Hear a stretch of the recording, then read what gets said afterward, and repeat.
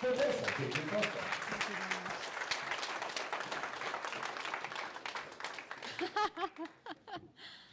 Oh, it's such a pleasure to be here. I don't know whether this works. Can you hear me? How about that? Is that any better? 1, 2, 3, 4. Ah, there we go. Okay. It's such a pleasure to be here, and I have to get rid of my drink. I did address this group online about, I guess it was maybe a month ago or so, and some of you may have been here then. So before I launch in, can I just ask for a show of hands? Were you here then? All right, about half the group. So I'm going to be mainly talking about different stuff tonight, but I will cover a little bit of that talk as well. So first of all, thank you again for being here and for basically showing the community coming together around sense and around sanity after the 2.5 years that we've been through. And I know I don't have to tell any of you, you've probably all had your own personal stories of loss during this period, and also shock, and also hopefully the beginning of this time feeling, am I going crazy or is the rest of the world going crazy? And then finding each other.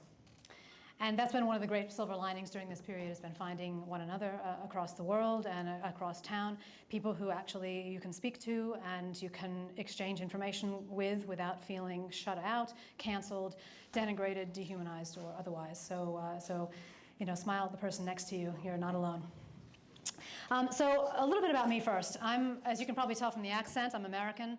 I came out to Australia in 2003, and of course what I studied in the US greatly informs what I now do and the way I now think. So that ethics, politics, and economics degree from Yale, Yale may be a little bit off with the fairies right now, but at the time I was there, it was a pretty good place to get an education. And the kinds of education that I got in the social sciences and other areas of human endeavor was really unparalleled. And I think that has really helped me during this period to be able to see what was happening. Because I know economics as not just my whole world, but as just one part of what people study and what people think and how people are and how it sits within that pantheon. And so that sight about the whole picture is what I have used very much during this period. The second thing that's been very helpful is within economics, I've studied stuff that a lot of people don't think economics is really about. So for 10 or 15 years before COVID came on the scene, I was studying power and love, group influence, things that mainly you would associate maybe with psychology or sociology or something else, but I'm trying to interrogate those things, which are basically the crown jewels of other social sciences, from the perspective of an economist who is wanting to maximize total social welfare. Right? That's what we go for in economics. We try to maximize human thriving. It's not profitability that we're maximizing, it's not GDP per capita, it's not profits, anything that to do with material wealth. The only reason we care about those things sometimes is because they're measurable. It's a lot harder to measure human happiness. But I'm trying, and many people around the world have been trying as well, and it's one of the things that I think has really come to the fore during this period is the need for a currency in which we can measure human well-being. And so I do have a book out recently that uses that currency, and I hope that this period will be a bit of a kind of a nudge in the direction of using well-being based or human thriving based currencies within governments rather than just going for traditional mainstream kind of materialist measures of human flourishing. So with that as you know my background, and also having a psychologist as a mother, which really helps, in March 2020, I sort of looked around and thought, okay, again, am I going crazy or is everybody else? And the one thing I really didn't pick was the crowd dynamic. So I want to just take a couple minutes to talk about the crowd dynamic. I don't know about you, but in March and April and May and June, I was still thinking, okay, look, people are just going to break out of the fear. I mean, they're afraid, but they just haven't looked at the data. If they just looked at the data and they just take a couple deep breaths and go, you know, they'll just stop feeling so scared, and we won't have this crazy policy making anymore. But of course, that didn't happen. What happened was the growth of this crowd. And the thing about the crowd, and you may have heard of a theorist called Matthias Desmet, who's spoken about what he calls mass formation psychosis. The thing about this crowd is that it isn't really so unusual, right?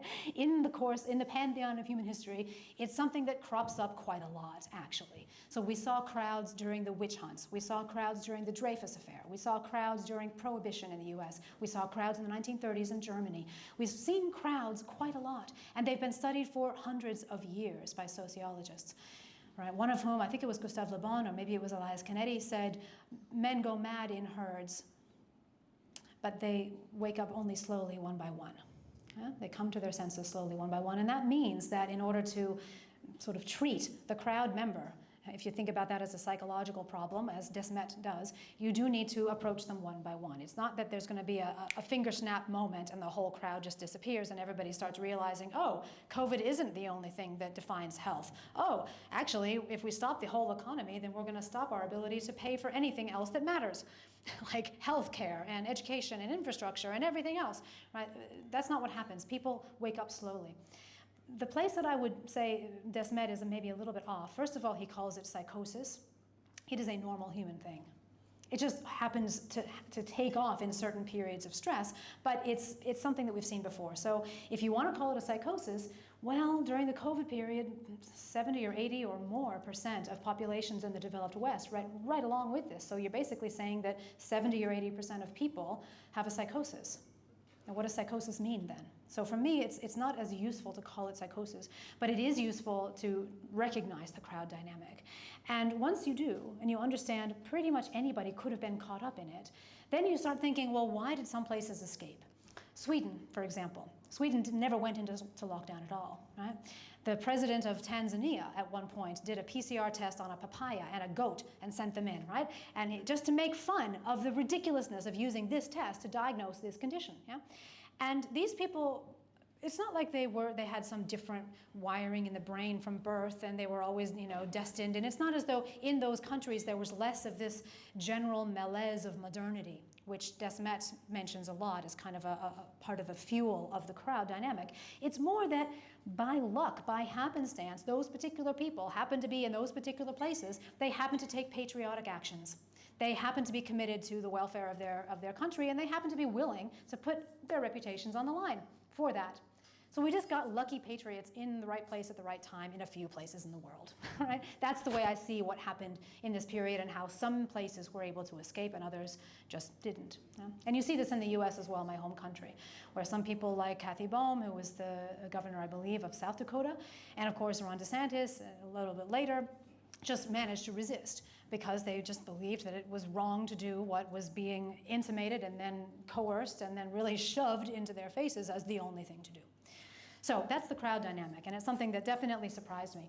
Now, when people were possessed by this crowd, when their truth and the morality that they usually apply to their decisions in everyday life was outsourced, and they no longer had the critical thinking skills, what happened? Well, we stopped business, we stopped trade. We essentially caused the breakages of links between suppliers and customers and upstream suppliers and many other different bodies in the economy. And we know what happens when that happens. How do we know this? Well, again, we've got historical examples. Yeah? So one of the areas that I studied when I was at Yale was the USSR at the time, the Soviet country.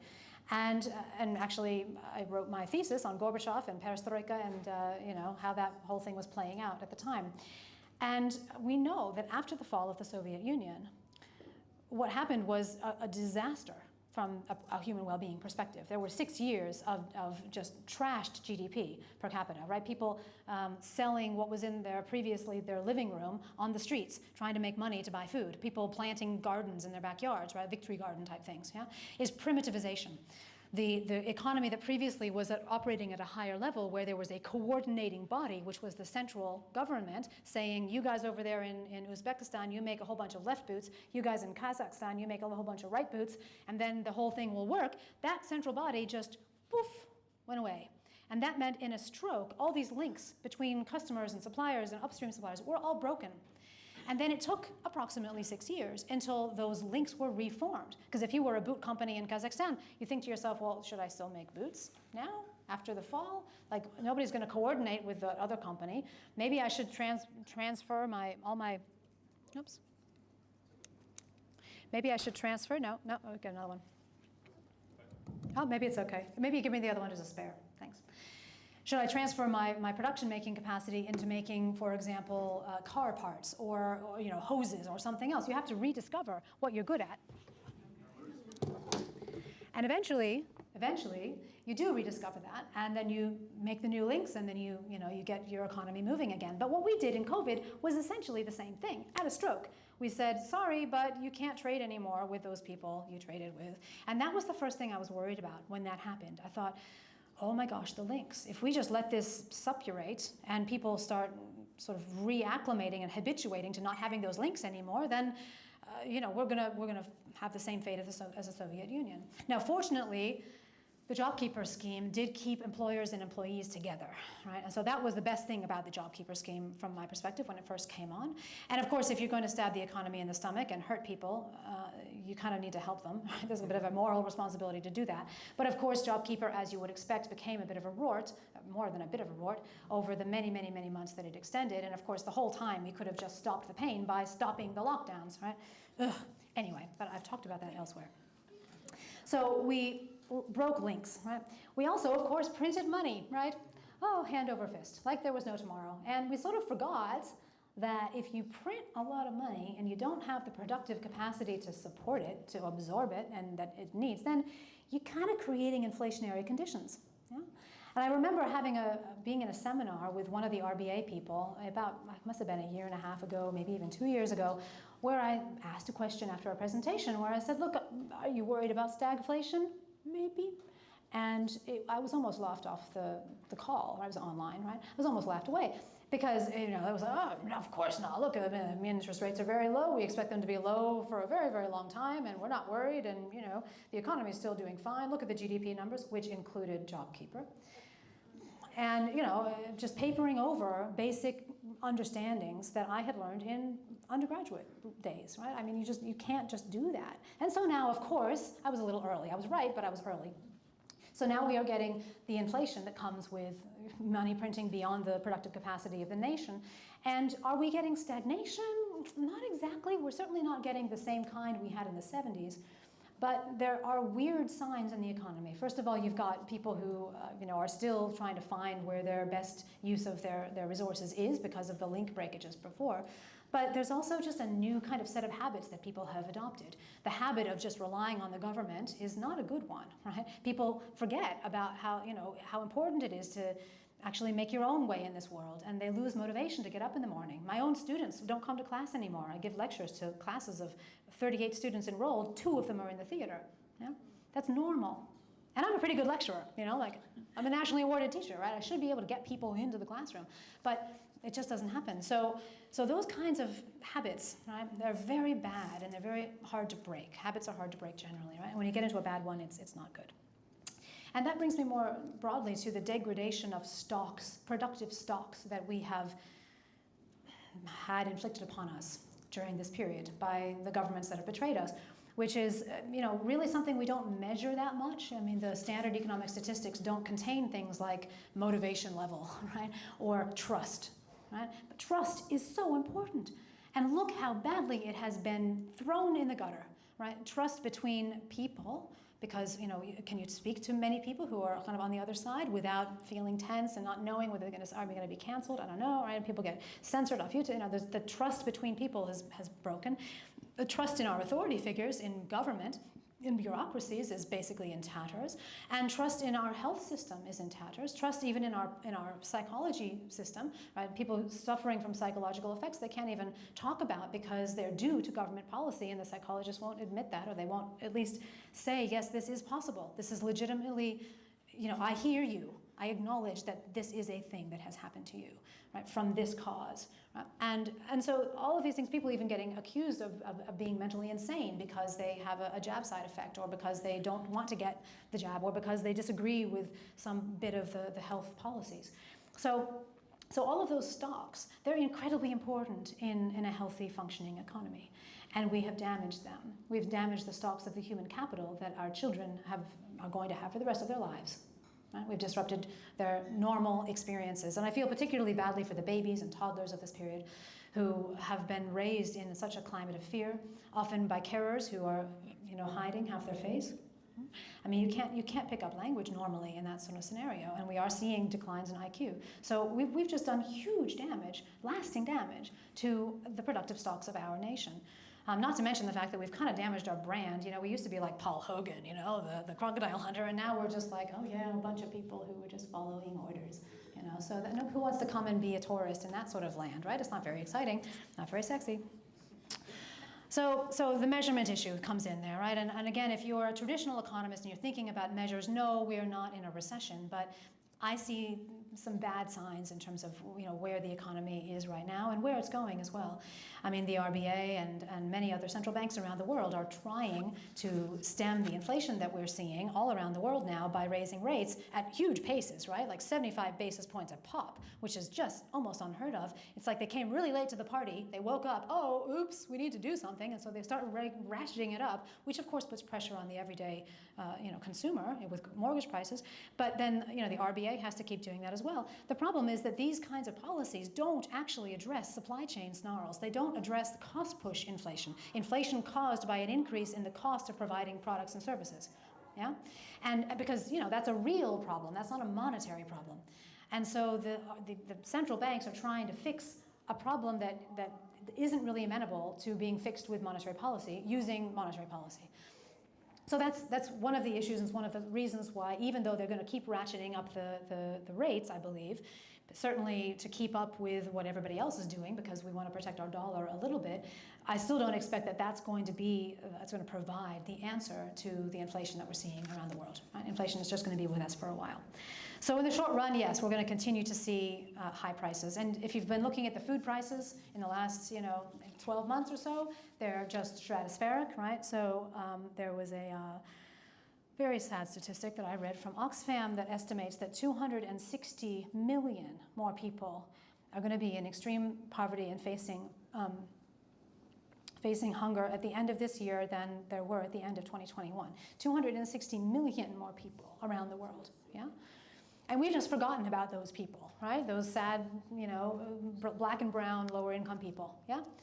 I mean, Australia has essentially become extremely insular, certainly in terms of its COVID policy, and forgetting about its role as a developed country that can help lift people out of poverty overseas by trading with them, you know, by helping them in various different ways, by being creative about how can we, you know, assist in some fashion. Trade probably better than aid, but both of them, you know, as an option. But all of that has really collapsed during this period. So we've got kids who, you know, are going to be suffering so much more, clean birth not being available to so many more women, you know, so many problems that we know how to fix in the developing world. We know how to fix it, and we just turned our backs on those people. And I just think that's a horrible humanitarian tragedy. Energy prices. Energy prices, some people say, well, that's because Russia invaded Ukraine. Well, it didn't help, all right? That didn't help. But if you look at the rise in energy prices between the start of the COVID mismanagement and February 2022, when Russia invaded Ukraine, they rose 6 times. They went up 6 times. And then since the invasion of Ukraine, they've gone up another 4 times or so. Right? So it certainly didn't help that Russia invaded Ukraine, but that wasn't the initial cause of the increase in energy prices. And one of the big issues right now is that in the press, everything is, you know, every problem that we're facing is painted as a consequence of something that wasn't COVID mismanagement, generally speaking, right? It was either climate change or Russia invades Ukraine or too many people not following the woke wagons or whatever it is, something wrong that is not actually pinning the tail on the right donkey, right? Because most people, again, haven't woken up or are too scared to speak out for their careers, for money reasons, for whatever.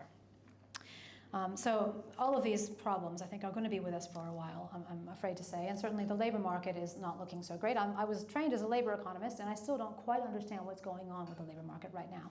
We have a lot of missing workers, people who should be working according to the statistics, and they're just not there. Right? And yes, some people have withdrawn from the labor force. Yes, some people have just taken fewer hours, but there's not enough of a sort of conventional explanation that I can find that I'm satisfied with to explain the kind of effects we're seeing. So I think some of it may be health related, some of it's related to motivation, and some of it's related to miscategorization, people not knowing whether to count themselves as employed or not. So there's a lot of weird stuff going on in the labor market, which I think is going to take another couple of years to sort out.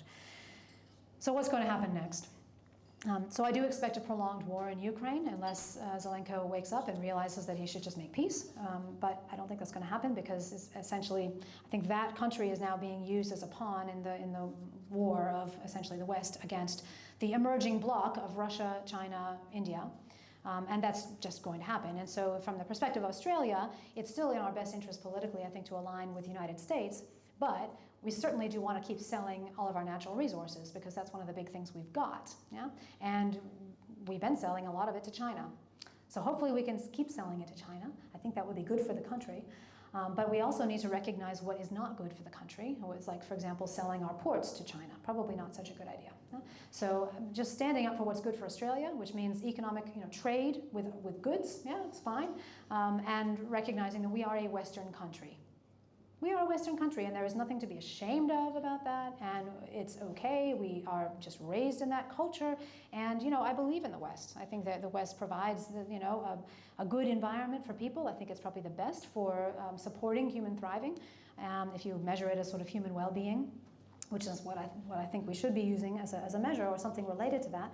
And so I support Western values, and I think there's nothing wrong with that. And unfortunately, not just with the COVID period, but before then, we have been treated to almost unending stream of divisive ideologies from our governments and from authority figures all over the West, which have really been damaging to our strength as a country and really as a sort of Western civilization. The ideology of COVID, of course, paints every person as a viral vector, right? Okay, you're dangerous to me, so don't breathe on me. Right? The sort of woke ideology paints other people as threats as well. You could trigger me, so better not say the wrong thing because then I might get triggered. You'll hurt me. Right? So it's a story of sin. It's a story of sin. I sin because I breathe with COVID. I sin because I speak the wrong way with the woke stuff. I sin because I drive my car or eat meat in the climate change ideology, right?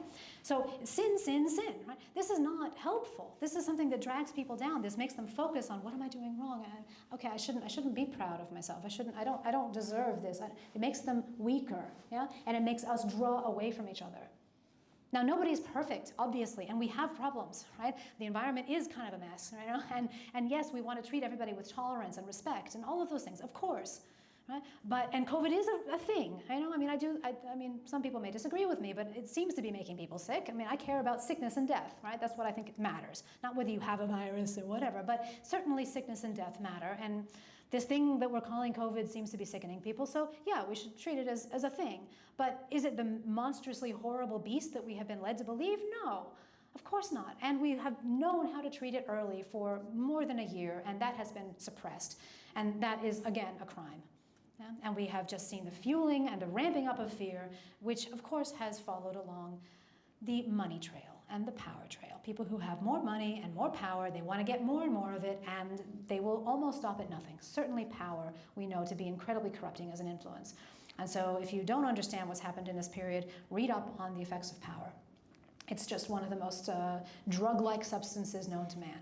Yeah? And people will literally cheat, steal, lie, kill their own family to keep it and get more of it. And the fact that we've forgotten it is on us. That is a lesson we should have remembered from human history. So going forward, what we want to do is, I think about institutional adjustments which will help to disseminate power, to break the link between power and resource allocation that we've seen during this period. And one of the areas where that happens, and we've seen it here, is during the COVID era, is with health bureaucrats, essentially just having the power to really make decisions which affected huge numbers of citizens, millions of citizens. And those bureaucrats were themselves political appointees. Yeah? So there's a link in between the bureaucracy, which is essentially the machinery of state, and political incentives, rather than the will or what's good for the people being represented in those decisions about the machinery of state. Right? The machinery of state should be used in a democracy to advance the interests of the people, yeah? Not to advance the interests of the politicians or their friends in the corporate world, such as the companies that are making lots of PPE and vaccines and everything else. Yeah? So in order to break that link, my co-authors and I in the Great COVID Panic have proposed the institution of citizen juries. This is a system where you would have a jury similar to what you see in the criminal system, constituted of real citizens, people of Australia, who get together for 3 months, let's say, and appoint, they have the job of appointing, choosing the next, let's say, head of the health bureaucracy, or the next head of another publicly funded large institution, like a university. Right? Don't have those people appointed by the politicians, have them appointed by the people. It's one small step, and I don't believe that we should be trying to throw out the baby with the bathwater and just raise all the institutions in modern Australia and try to rebuild. I just don't think we're at that point.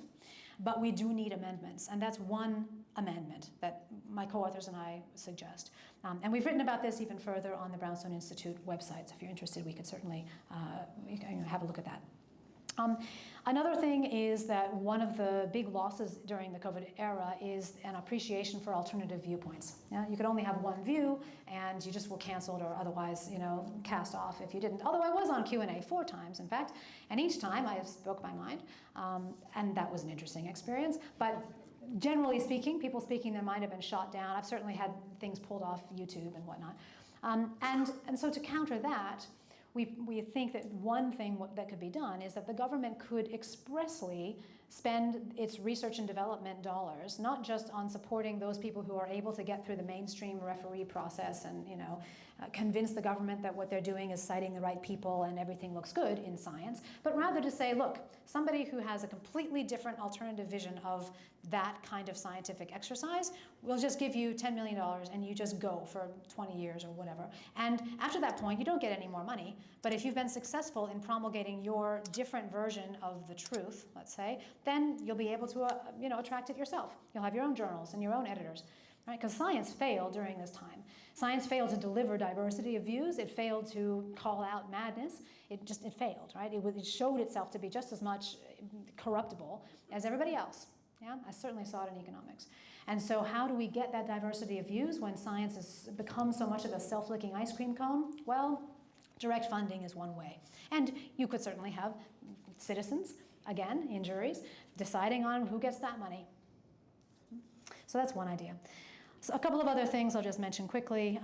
In terms of digital currencies, which many of you are probably interested in, the way I see digital currencies, central bank digital currencies, is basically that it's a reaction of national governments that have seen the flight of their tax bases over the last 20 years or so, and they're desperately trying to figure out a way that they can measure stuff so that they can tax it. Yeah? Because if you can't measure it, you can't tax it, right? Like cash, for example, and like Airbnb or Airtasker, or if you buy from Amazon online, right? I mean, when are you being taxed in these transactions, right? The governments are just losing their ability to tax. And I mean, I'm not a modern monetary theorist. Even if you are, however, you have to at some point roughly equilibrate what you're bringing in and what you're spending out. And so that's what these digital currencies are. Are they a huge threat to everybody's freedom? Look, they're going to be an inconvenience for sure. But for most of human history, we have not transacted using the currency issued by a national government. For most of human history, we've transacted using other stores of value and other mediums of exchange, whether that's actual goods with bartering or commercial paper or paper issued by other people, IOUs, etc. We will find other ways to transact. And I also think that Australia is going to be very, very resistant to giving up cash. I think people in Australia will not tolerate that. So I doubt that that's going to happen in Australia. I could be wrong. And it may happen some places overseas. It already has happened in a couple of European countries. But I don't really think we're going to go that direction in Australia, certainly not very soon. So yes, it's going to be irritating, and yes, there's going to be even more of an incentive to adopt those kinds of controlling tactics now for people who were in charge during the COVID era, because their political incentives point to them doubling down, right?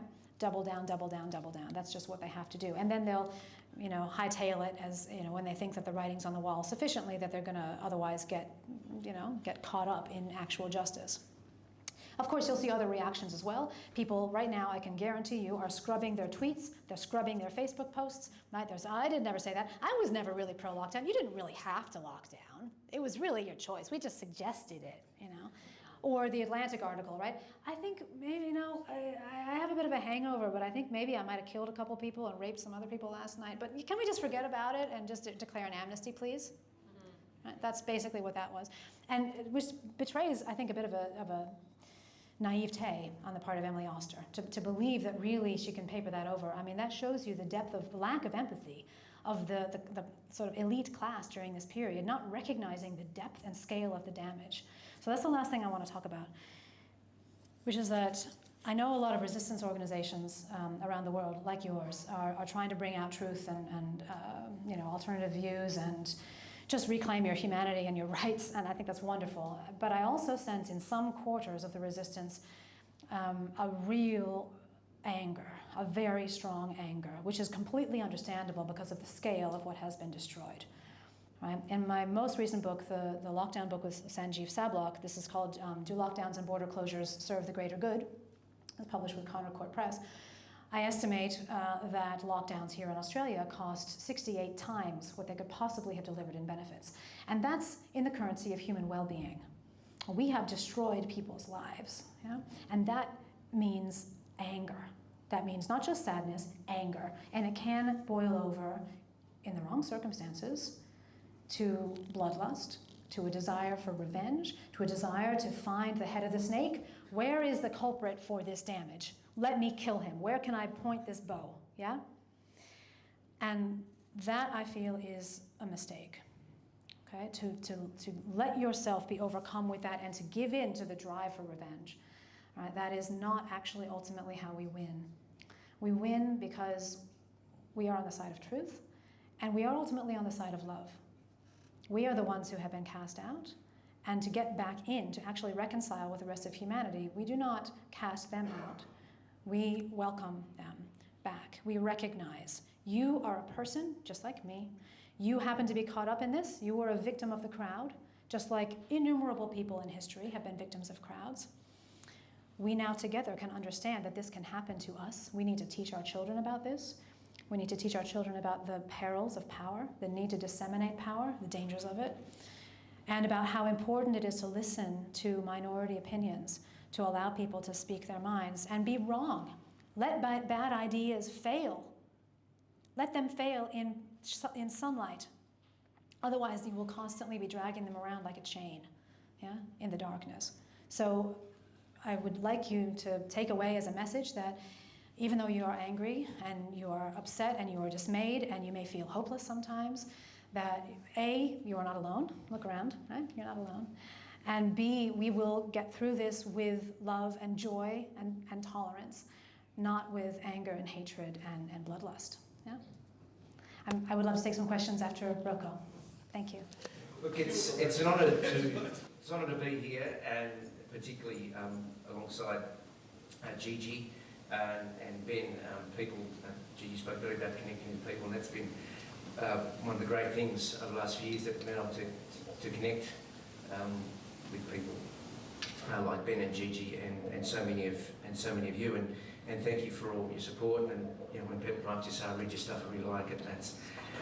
It means a lot. So thank you very much. And of course, we're not alone in what we do. There are plenty of other people who think like us. It's just a matter of finding each other. Now, thinking about coming here and what I could possibly offer, a phrase came to me: we few, we happy few, we band of brothers. Now, they're the words from a speech in Shakespeare's Henry V, delivered by King Henry himself, on October the 25th, which is 1415. And he was exhorting his men to greater valour towards a famous victory at the Battle of Agincourt against a much larger French army. And with this speech, King Henry urges this small group not to worry, and describes them as true Englishmen fighting on behalf of their nation. They were a type of remnant. And this unexpected victory that the English won against a vastly numerically superior French army boosted English morale at the time and its prestige, and crippled the French, and started a period of English dominance. And the Battle of Agincourt, as well as being probably one of the most important battles of the 100 Years' War, was actually one of England's greatest triumphs, military triumphs in history. And it was all because of a remnant. And I think that probably describes what we are here tonight, with a remnant. Ben and his band of 30 are a remnant. And I mean, I can't pretend to speak for Ben, but I often thought, think about what Ben and his remnants have gone through. This sentence from St. Paul's second letter to Timothy comes to mind. At my first offence, no one took my part, all deserted me. Probably described a lot of people. But look, being a remnant, or part of a remnant throughout history is nothing new. It's nothing new. It's happened many times throughout history, and we need to learn from these occasions and how the world emerged from that darkness. And the remnant on those occasions was the positive influence. Now we know the West is failing, we know things are pretty bad, and it's easy to get despondent, but we need that creative remnant to be that beating heart of society that pumps the blood of life. And when you think about it, the salt is the remnant that gives flavour to a meal. It's the yeast that leavens the bread, the whole loaf. We know that we're, at the moment, our country and the world generally is on a path that's, in the West, is different, on a different path to that which saw it be so successful. I often compare it to the golden age of Greece. The golden age of Greece lasted 60 years, and then it was all over. And we've had probably 60, 70 years of a golden age, which is probably coming to an end. And people are, wandering a bit like the Israelites in the desert, looking for golden calves to worship, right? Blindness, because of course there's no political leadership, no will, no vision. But that's where the remnant comes in, and the remnant is, throughout history, is the remnant that loves freedom. And being the son of migrants, I draw inspiration from migrant stories, like those of my family, who, like the remnants in history, were not sheep-like, but were fox-like. And that's what we have to sort of, I think, take inspiration from. And, I mean, this current situation, as I was saying, it's easy to be despondent, but I'll go back to something I read last year, written by the Deputy Executive Director of the Institute of Public Affairs, Daniel Wild. He said this: "There'll be always those among us who protest that it's now too late, that so much has been lost, and that any attempt at recovery is futile. But it's not, and it never will be too late, even when it feels like it's too late. The only sensible thing to do is to act and behave as if it isn't. Doing what needs to be done obviously doesn't guarantee success, but doing nothing is going to guarantee failure. So if we try, at least we do something. We know that at least within some local domains things will improve." History is not an externally deterministic process. It's a product of human agency and the application of free will by those who care the most. A friend of mine, you haven't seen him many years, Nathan, it's called Hawthorne. One of your most famous coaches was John Kennedy, right? And he gave a famous speech to his players at half-time, and he said, "Do something. Do. Don't think, don't hope, do." And I think that's the message that is coming out and that we need to. And we've got examples of what can be done when every day people decide they're going to do something. Because that should come as no surprise. When everyday people use democracy to express their rejection of the elites and what they believe in, if they didn't have double standards, they'd have no standards at all. And then those people decry this as populism. But populism is simply a pejorative term that these people use to describe democracy and how it works. Now we look at people like Ron DeSantis in the US, and what he's done should be no surprise either. When you think about it, it's a state of immigrants with so many new arrivals. And the immigrants, I think, as a share of its population, are double the US national average. And they know how important things like a good education is. And the US journalist Kayleigh McGee explained this significance of Ron DeSantis, what he did in Florida with elections of school boards. Now, most people think local elections and elections of school boards and things like that, you know, they don't affect our day-to-day lives, and so they're the elections with the lowest number of voter turnouts, and of course the least amount of media attention, which suggests that people don't care as much as they should. But at least there is something to think that this is changing. Now, about a month or so ago, in Florida, dozens of schools, because in America they vote for their representatives on their school boards, and dozens of candidates were flipped, electing Conservative candidates supported by Governor DeSantis. And with a huge turnout, biggest turnout in a long, long time. And people, I think, are slowly starting to realise that we have to take that back. Do little things like that to express our values and what we believe in, to make sure our way of life is upheld. And you know, we know that DeSantis, he stood up against the COVID nonsense, but he's also stood up against a lot of other nonsense too, like critical race theory, gender ideology, and a failing public education system. And he realised that these aren't party political, they're human issues. They relate to every single one of us. So all these things matters. And there's a lesson for a lot of people in this, is that, you know, the culture wars actually do matter. These kind of things do actually matter. So, and another thing that, as a migrant struck my family, is this "she'll be right" attitude. And I think that's what got this country into a lot of trouble. And she'll be right. Yep. And it's just not going to cut it anymore. And it all requires each of us to do something. Because if we don't, we'll guarantee that we'll be like that frog in the boiling water, right? And you know, we can't remain, also touching on what Gigi was saying earlier, a country of vindictive, spiteful people. And we need to reach out. Now, of course, this is going to involve a risk. Look at the risk that Ben's taken. But what was the alternative? Do nothing. So it's no coincidence that thanks to people like Ben, more people are slowly realising. And, you know, I sat through the 3 days of the trial, Ben's trial, and it was no coincidence on the second day of the trial, the AFL vaccine mandate was lifted. Qantas lifted its vaccine mandate. That's no coincidence. So we can't be afraid to punch above our weight.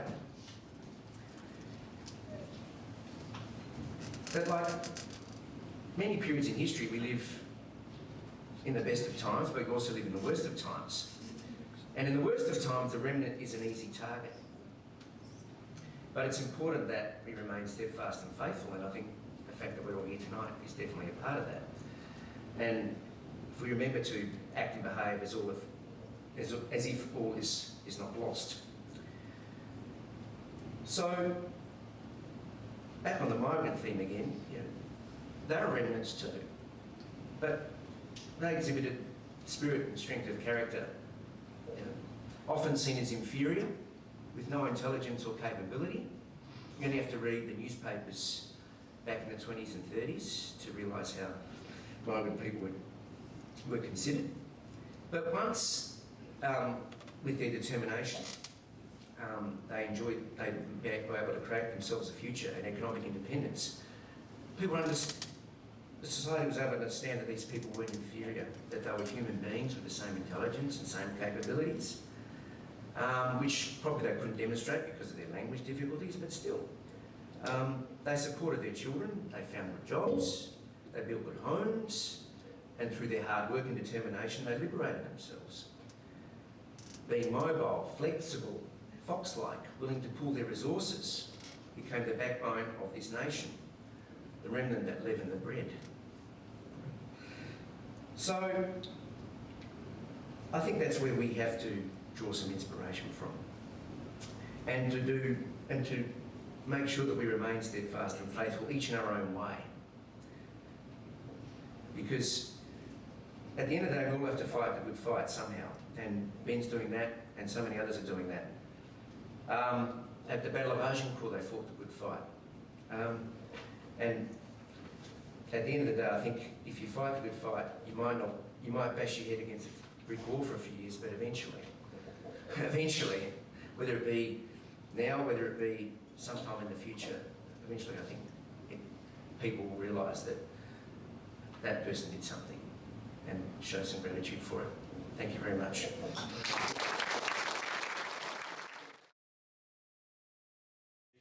Yep. I mean, Robert Reich has stated that American corporate profits are up some 70%. So to what degree is this inflationary spiral that we're experiencing across the world just corporations taking the opportunity to raise their prices way beyond what's necessary? So that's a great question, and I do think that that has something to do with it. I'm not prepared to put a percentage on it, but you bring up the fact that much of COVID policy making was actually essentially a gift on a platter to big business, a competitive advantage on a platter.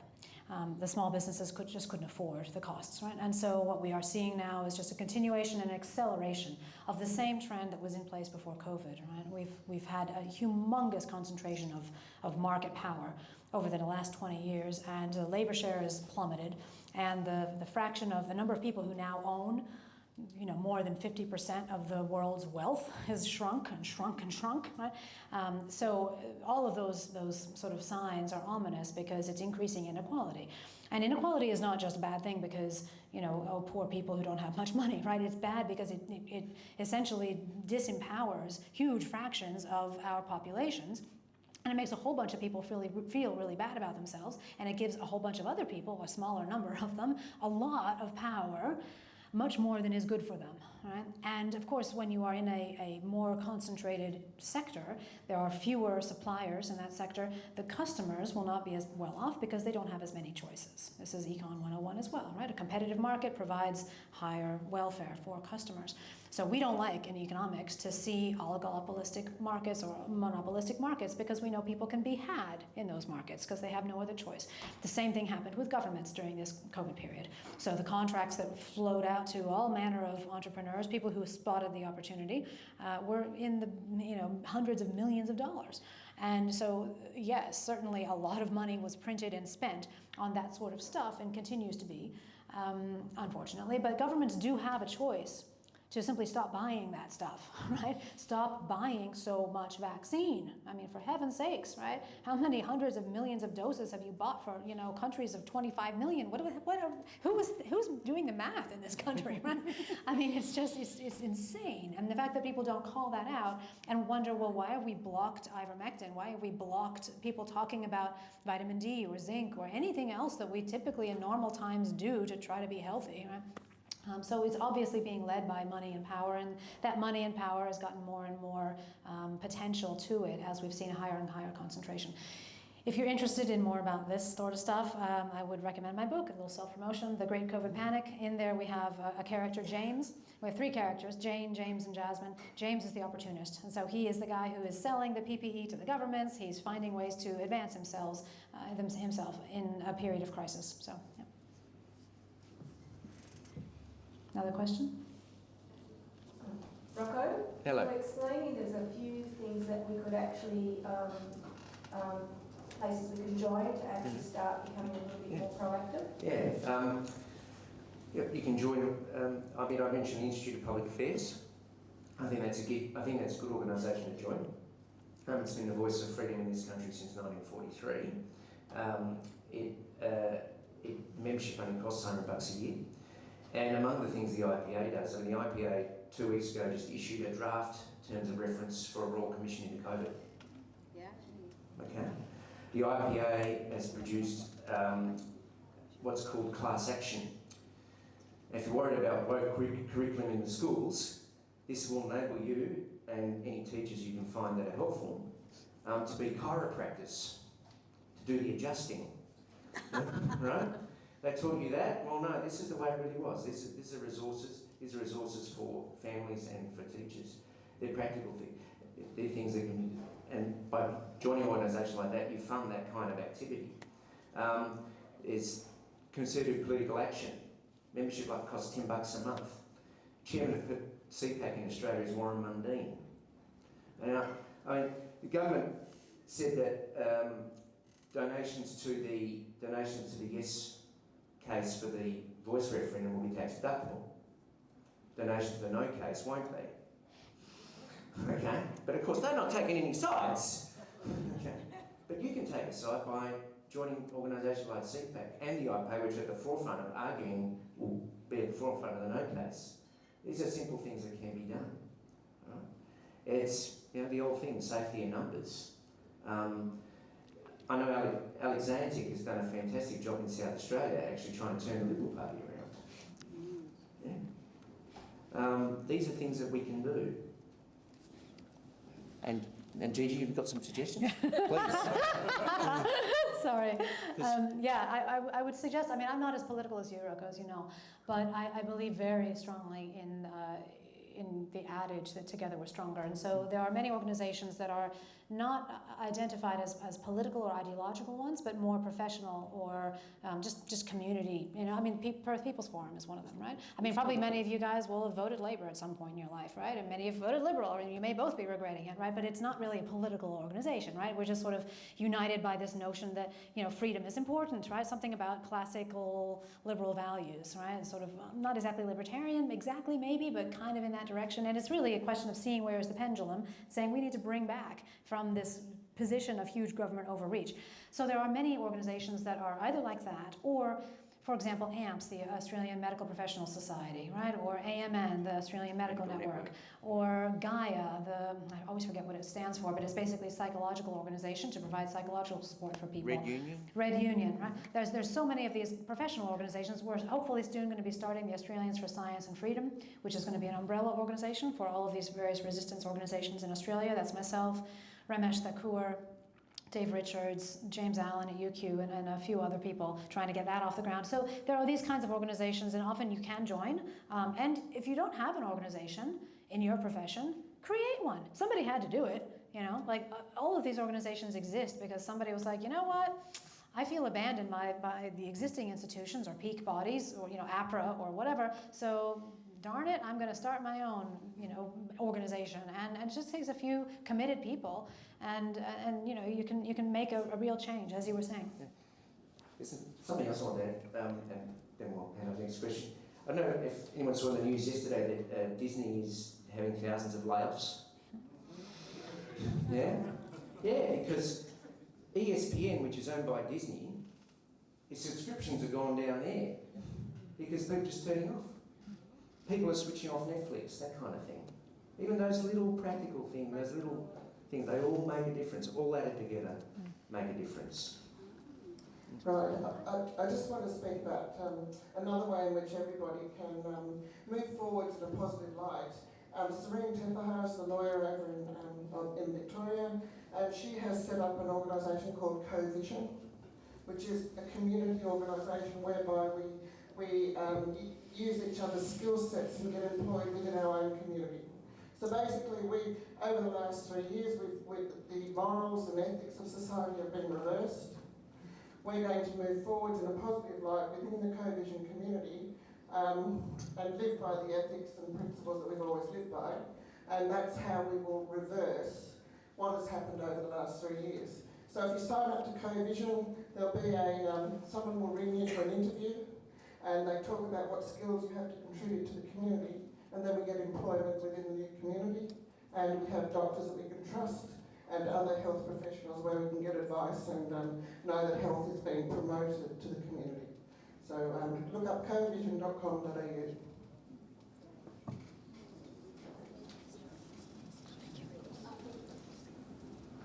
I've got a question for Gigi. Just looking at a few different people on YouTube that I follow to do with finances and things. A lot of them are talking about economic collapse, and I want to get like a vision of what it might look like, because the GFC, people still talk about it, and I might sound like a privileged white girl, but it didn't really affect me. And so I sort of think, you know, how will it look this time around? So how long do you think it will go for? Do you think it'll be anytime soon? Just a few different things. Yep. Okay. So first, what does it look like? So a recession, you may not have really experienced one because Australia really didn't have much of an effect in the GFC. It looks like a lot of people idle. It looks like idle capital, idle people, idle factors of production, not able to get together anymore. It's not that everybody just decides altogether to take a holiday, right? Even though that's what some theories actually imply. But no, there's an absence of coordination, essentially. And the people are still just as productive, potentially, but they just can't get together with the other factors of production that they need to in order to make stuff. It means mental health problems, right? So all those mental health problems that started with lockdowns, or maybe continued with lockdowns in some people's cases, that's the sort of thing. You get higher unemployment, you get higher suicide rates, you get higher rates of self-harm. And we're already seeing the self-harm and the mental stress now in the caring professions, and that will simply be worse in a recession. Monetary collapse, I don't expect that the US dollar is going to collapse first. It won't be the first because it's trusted more than a lot of other currencies. I think the currency in the world right now in the developed West that I'm the most worried about is the euro. I think if anything's going to collapse, it will be that first. And again, what does collapse kind of look like? Again, I draw on my knowledge of the USSR, the collapse of the USSR. It's primitivization, people kind of bringing their circles back to something a lot more local, right? No longer thinking global, right? Global or national or whatever, links and trust and whatnot. Links and trust all sort of shrink. And that's what primitivization is. People start making their own food, they start going off grid, right? We've seen some people doing that, they get scared, they stock up on months worth of food, there's a bunker mentality. And you know, some of that stuff ends up ex post looking like it was a bit overreach, right? But on the other hand, some people, you know, in that kind of mentality can be more effective in their communities. They can have the stash of whatever it is that helps their neighbor out when that neighbor has a shock. So again, what I generally recommend in that sort of scenario, what has helped throughout history is look in your community, look across the road, look in your extended family, be with people in the community and self-insure against the various shocks that may be coming down the road. Recognize that money is not the only store of value, nor is it the only medium of exchange. And we hold the power, the peoples of the world hold the power. The elites have power only because we essentially let them. Anything? Let's talk about it. Oh, no, there we go. Just wanted to say thank you very much. It's been amazing. Always great to listen to both of you in whichever medium. So I just wanted to ask for both of you. So we've seen over the last few years, obviously, the systematic disintegration, really, of society here and around the world. And those that have given the instructions to do so are still here and are still giving out those instructions. And all along we're trying to create community where, like you say, there's alternative, sort of situations where people are, leaving town and trying to collectively get things together. We're trying to do court cases, we're trying to support as many people as we can in whatever way that we can. Also, we have everybody wanting to get together, wanting to do things. We have a little bit of dissension even within the movement, which also makes it difficult to bring everybody together with having the same outcome at the end of it. So what I think is absolutely true, we say we need to be, living in hope, joy, love, trying to keep our spirits as high as we can. Faith is fantastic. I think I haven't met a single person in the movement over the years that hasn't got some faith of some kind, which is really, I think, helps everybody. But at the end of the day, yes, we can't go around shooting people, even though we might be practicing to do that. But, hypothetically, of course. But there has to be accountability. We're seeing the judicial system give us little, if any, support in anything. Anyone who had a position of authority in the economy, part of it, should surely have seen what was coming when they made that first decision to lock down, should have seen the people who were going to end up in poverty, to have seen the people whose lives and businesses were going to be destroyed. And we can only look at it and go, there's got to be an intentionality about that. So accountability has to be foremost without stringing people up, but it has to be severe. So I'm interested to get from both of you how that looks from your perspective. I mean, I spoke about those draft terms of reference for a Royal Commission earlier.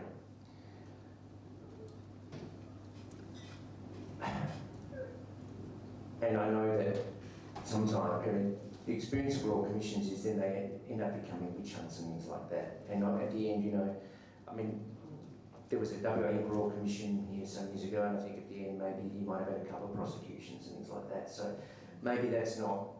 I think I would want a code of inquiry for sure. That it has to happen. You compel witnesses and things like that. But in terms of actually having this accountability, and this is a bit like when a team's not playing well. Sometimes people say, "Oh, we'll just recruit. We'll go on a recruiting binge. We'll recruit all these top players," and just upsets the balance of the team. Whereas it's better just to get the ones that are still the young ones, the ones that are the core of the team playing a lot better. And I think that's. I mean, those 50,000 people who attended that rally, what is it, a year ago now? They can't all be lost. You know, they have to be somewhere. And you were talking about that anger earlier on. That still has to be out there. What was I read the other day? There was a poll done of 60% of people regretted having the jab. So I think the question is, before we actually get to that accountability part, making it right, we're going to point the finger, right, you did this, da-da-da-da, it's getting into a position where we can actually do that, I think, and because at the moment we can't do that. We're the remnant at the moment. No? So I agree with your sentiment that people, there you are, that people require accountability to sort of get over their pain. But history teaches us that when people in power do disastrous things, generally speaking, most of them get away with it. And mostly the people who had disastrous things done to them have to just pick themselves up in the corner, dust themselves up, and keep going. So I do not expect a Royal Commission to actually deliver accountability. Yeah, he agrees. It doesn't hold you. Don't hold your breath for it. And even if it were to happen, I just don't think that it would actually deliver the kind of accountability that is consistent with our perception of what has happened in this room, at least. Of course, you may know there was already a COVID policy review released called Fault Lines, which was philanthropically funded. I will actually be speaking in Brisbane in about a week with two of the authors of that report, Peter Varghese and Isabel Marshall.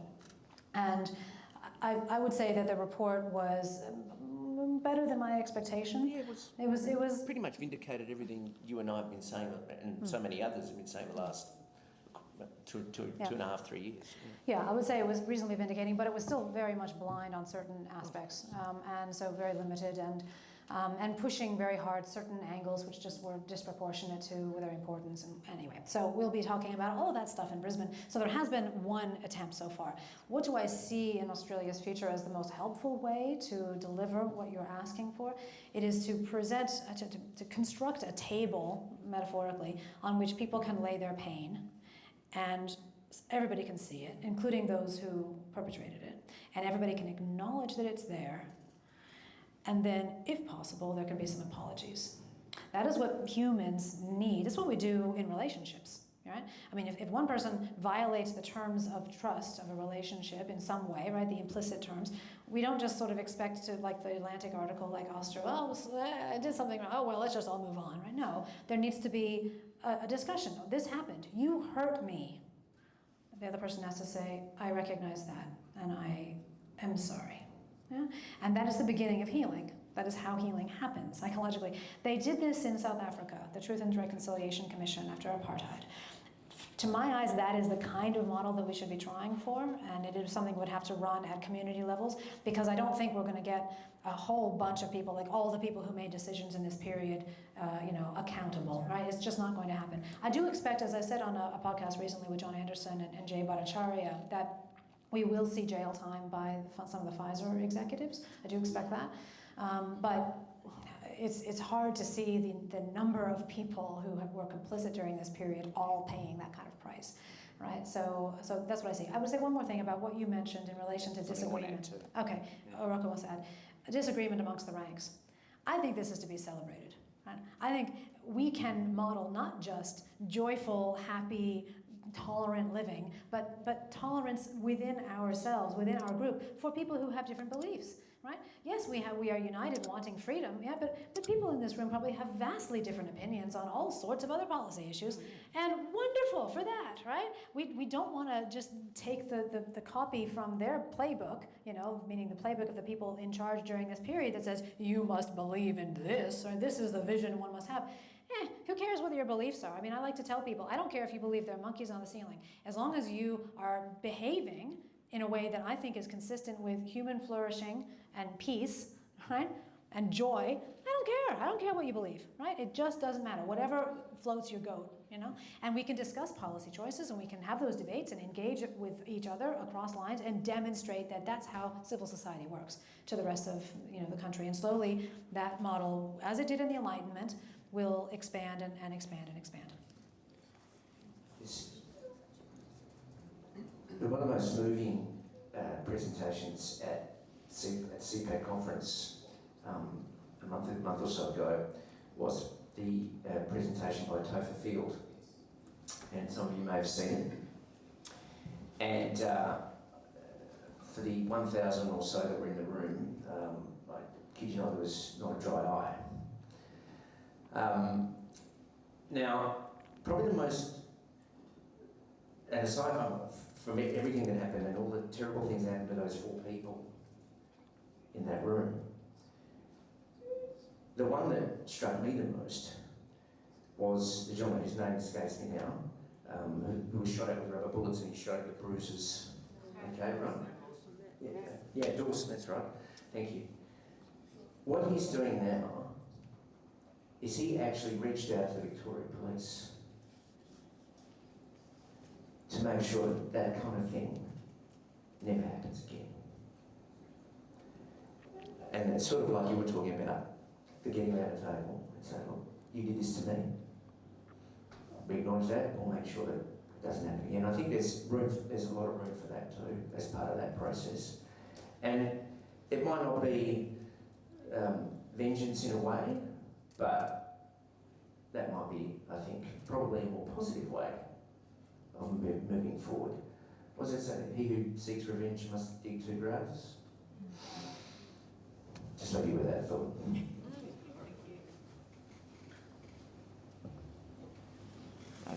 Stuart? I've got, sorry. Sorry? Oh, yeah. Yeah, sorry, I'm going to cut it. Not for me, I don't know how everybody else feels. But there's been tyranny in this country. There's been tyranny around the world. Tyranny should be dealt with by our military, I would have thought. Yes, and I agree about taking action and going into the police, and I think there's a lot of us here that are willing to do that type of thing.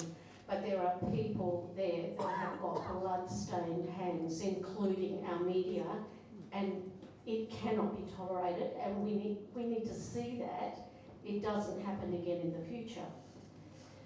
I don't know what everybody else thinks, but no, it's not going to cut it. Sorry, I ain't going to cut it. I'm not saying it should. I'm just saying that might be. No, it wasn't you that said it. It was Gigi. I don't think sorry cuts it in the sense of actually delivering justice. I just don't think that history tells us that justice is in fact served after these sorts of events. That's my statement. I agree with you that it would not actually right the balance. And if we look at what has happened in past experiences, for example, I think of post-Second World War. the Russian army was essentially allowed to loot, rape, and steal for 3 days at will when, in 1945, yeah, when they were finally crushed, when the Germans were finally crushed. And this was sort of a kind of payback. It was seen as a payback for the soldiers were essentially the perpetrators or the vehicles, the instruments of the justice for Russia after having 10 million of its sons killed in that war. And it's not good, it's not right, but that happened, and it still didn't deliver justice. Right? What would justice be? I mean, what could feasibly be achieved? Yes, sure, our military could go in and knock the heads off of all the people who made these choices, and then where would Australia be? What would happen next? The next people who would come up and be powerful would do potentially the same thing. Why would that be a bad thing? Because if we have good, honest men and women willing to stand up and do it in a humane way, run this country, we wouldn't have that type of people again. So, we have a Nuremberg Code. What happened to that? Has that just gone laid down by the wayside? 1947, we signed up to that. I agree with you. We've got all these people with blood on their hands. What do we normally do with murderers? I agree with you about the Nuremberg Code, and I've said as much on that podcast with John Anderson and Bhattacharya. It's amazing that that didn't get taken down, despite the fact that I said that. And again, it's not that I don't think there should be justice in some sense. It's that history tells us that's not to expect. Justice, do you mean? No, you're mishearing me. Justice does not usually get delivered after such scenarios. It is not that it's wrong, it's just that it doesn't happen. It doesn't happen. That is the reality of the situation. The time for change. Well, again, if you actually think that replacing the elite with other people would have prevented this tragedy, you're sorely mistaken. Every one of us has within us the potential to be corrupted by power and money. This is your mistake, I think. You think of people as the good and the bad. Now, the people who were in charge were bad, and if we just replaced them with the good, everything would be fine. That's not how human societies work, I'm sorry. Every person has a seed of evil in them potentially that will come out at the wrong time, right? And when circumstances are ripe for that. And if we don't learn that lesson now, as we learned, by the way, after the Second World War, that was a lesson learned then, and we have forgotten to our peril. And if we don't learn it now and embed it in our educational systems, we'll go through this same thing yet again, I'm afraid.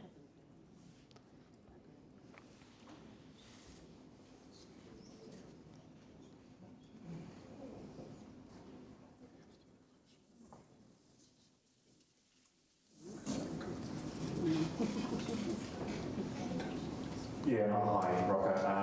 Good to meet you again. See you there. I'm interested in your comments about the remnant.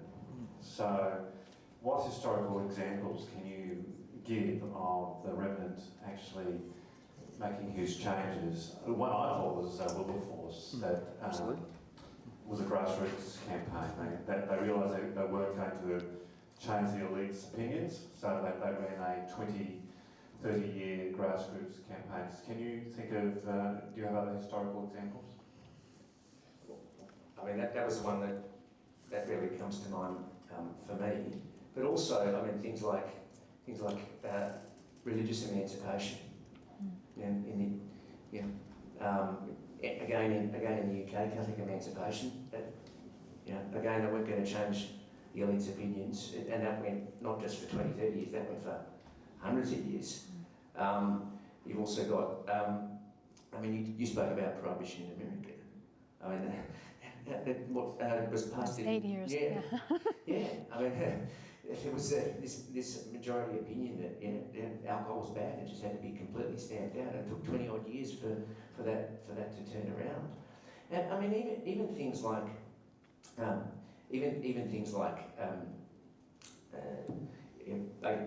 basic human rights. I mean, they're remnant movements. Even though over the last 200 years, the idea of democracy has been that there's an inherent dignity in each individual. But you look at the civil rights movement in America. Again, that was seen as a minority, which in the end, I think, was able to demonstrate that, hey, look, as Martin Luther King said, we do have to live up to this, that everyone's created equal, and what matters is the content of one's character. You can look at those kind of things. I think are good examples of remnant movements. That at the end, it took years to win the debate, but they won the debate in the end. Thank you both for the speaking. And Gigi, I have to say, you kept me sane. I sat down at the beach with your book when you were supposed to go to the beach under my umbrella, and I just thought, anyone that wants to come and talk to me can have a look at this book. But I guess where I struggle, and I hear you talk about digital currency, and if I talk to friends about that, and they go, well, they're already tracking what we spend. I go, it's not about that. And there's the chasm that exists between, I think anybody who's awake to this is awake to everything. And it's how to, some psychological strategies to wake people up, because I was that conspiracy theory friend, and I think as more comes to light, I'm so much more confident in my social media, just it's out there all the time. And then a really intelligent friend of mine who's a teacher just messaged me and said, have you seen Frozen? And I thought, I don't have kids, but I know exactly which song you're talking about. And no, it's not about letting it go. And I had to get into this conversation, and mine's not so much an anger as an almost intolerance of, I struggle with people at the moment, because I just think, how do you not see it? Yeah. And so how do I, and that it was amazing. If you haven't seen that, Gigi's talking about the interview she did with John Anderson, it was amazing. I've shared that to so many people. But it's how do I close that gap, or the strategies to just try, because you end up sounding like the conspiracy theory friend, and you go, this goes to that, and then I'm like, oh my God, I'm that dumb. Okay.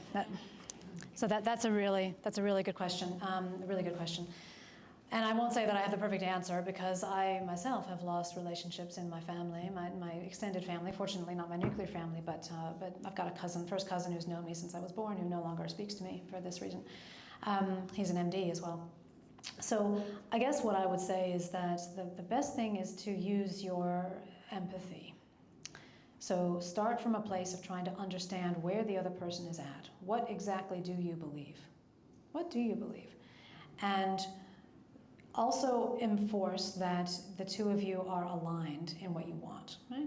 We want maximum happiness. We want maximum something, that you can really both get on board with, right? It's not about control for control's sake, or pursuit of an ideology for the ideology's sake, or sacrifice for sacrifice's sake. We want to have a good life. We want to have a good world. We want to have a world that we'd be happy to send our kids into, because we think that this world will make them as happy as we can right now with the technology we've got. However you want to express it, so that you emphasize that you're not you don't have a hidden agenda trying to, advance some crazy idea just because that's who you are. Because that's, I think, often what goes on in the heads of these people. They think, she believes that, Hillary Clinton is a lizard person, and she's just trying to get me to believe that too, right? And it's like, okay, lady, right?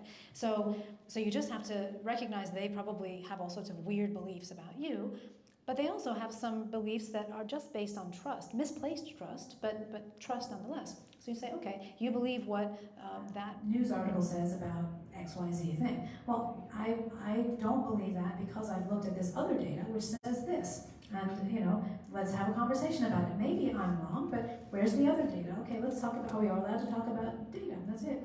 But I share your frustration, because really, when you're speaking with somebody who's been captured by the crowd ideology, you're not speaking with somebody who actually is using her brain to think about the stuff that's in front of her. You're using your brain in that moment to rationalize what the crowd thinks is right. Right? It becomes a rationalization machine. And by the way, in normal times, we often use our brains as a rationalization machine as well. Oh, it's okay that I have a third drink because, it's a special night, right? That kind of thing, right? Whatever the thing is you're trying to rationalize, you've already wanted to do it, and so you just use your brain to, say that that's okay. But we also sometimes, as scientists at least, try to use our brains to think things through, right? Figure out our world. But that doesn't happen when somebody's captured by the crowd. So when you present facts to such a person, you are throwing spaghetti against Teflon. That is what is happening. They are simply not in the space to hear you, right? You can't reach them. It's a matter of faith at that point. It's a matter of religion, basically, right? And this adherence to a particular sacrifice strategy, right? The sort of the logic of the sacrifice. Yes, if I just continue to self-flagellate, then maybe this fear that I have will go away. Let me jab myself again and take my kids out of school and shut down those businesses and yell at those people for not wearing masks and, you know, basically hurt lots of things, and maybe that'll be enough. It's just like human sacrifice back in the early, you know, the new world, back in the Americas, right? It's completely the same. In fact, I wrote an article about exactly that op-ed like a year and a half ago or something, you know, stop this human sacrifice. Because that's what it was. It was, let's sacrifice a lot in order to get this result. And there's no connection between the sacrifice and the outcome that you want, right? And that's the hallmark of a dogmatic religious response. And nothing to do with your relationship with God, just the religious response that we all have, right? Of sort of, well, if I just give enough, then hopefully I'll get the thing I want.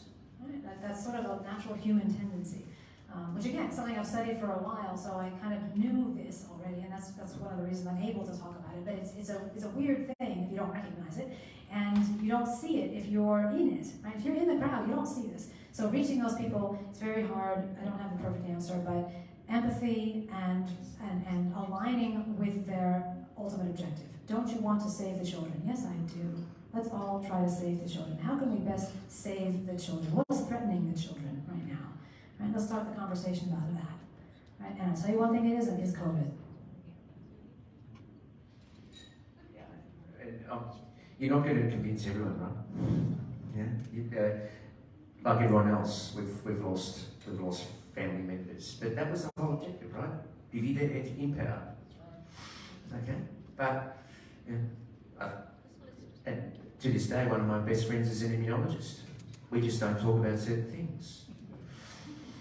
But I'm the godfather to his son, so we just talk about being godparents and being friends for 30 years. But we're still friends. But yeah, it's finding the common ground. Yeah. And what is it? If you can't, when you don't, not able to, if you're not able to convince the people in that village, you wipe the dust off your feet and you move on to the next village. We're not going to convince everyone. People, like you said, it's like throwing. I say to my son sometimes when I talk to you, I feel like I'm talking to the wind. I get more sense out of the wind. At least it moves. You just sit there. I was going to say, I guess go for the change, the power of the people is just to get more people, and I guess that's it, trying to round them up yeah. But you've got the force. You're saying you've got the force of the argument now, right? Well, You think you have, right? I feel like I do. Yeah, well, that's a good thing. That's a good thing because a lot of the religious, all they have is just this. Again, use the religious now, just this devotion. Right? Now, religion devotion is a good thing, but you need the intellectual wherewithal and the intellectual basis to back that up. You have to have the ideological argument, and that's what you've got now. Well, I met your good friend Nathan at a really nice time, and Nathan, and one of the what Nathan said, and I say all the time, is that the truth, falsehood can become way better than Eventually. I mean, how long did it take for thalidomide to come out? How long did it take?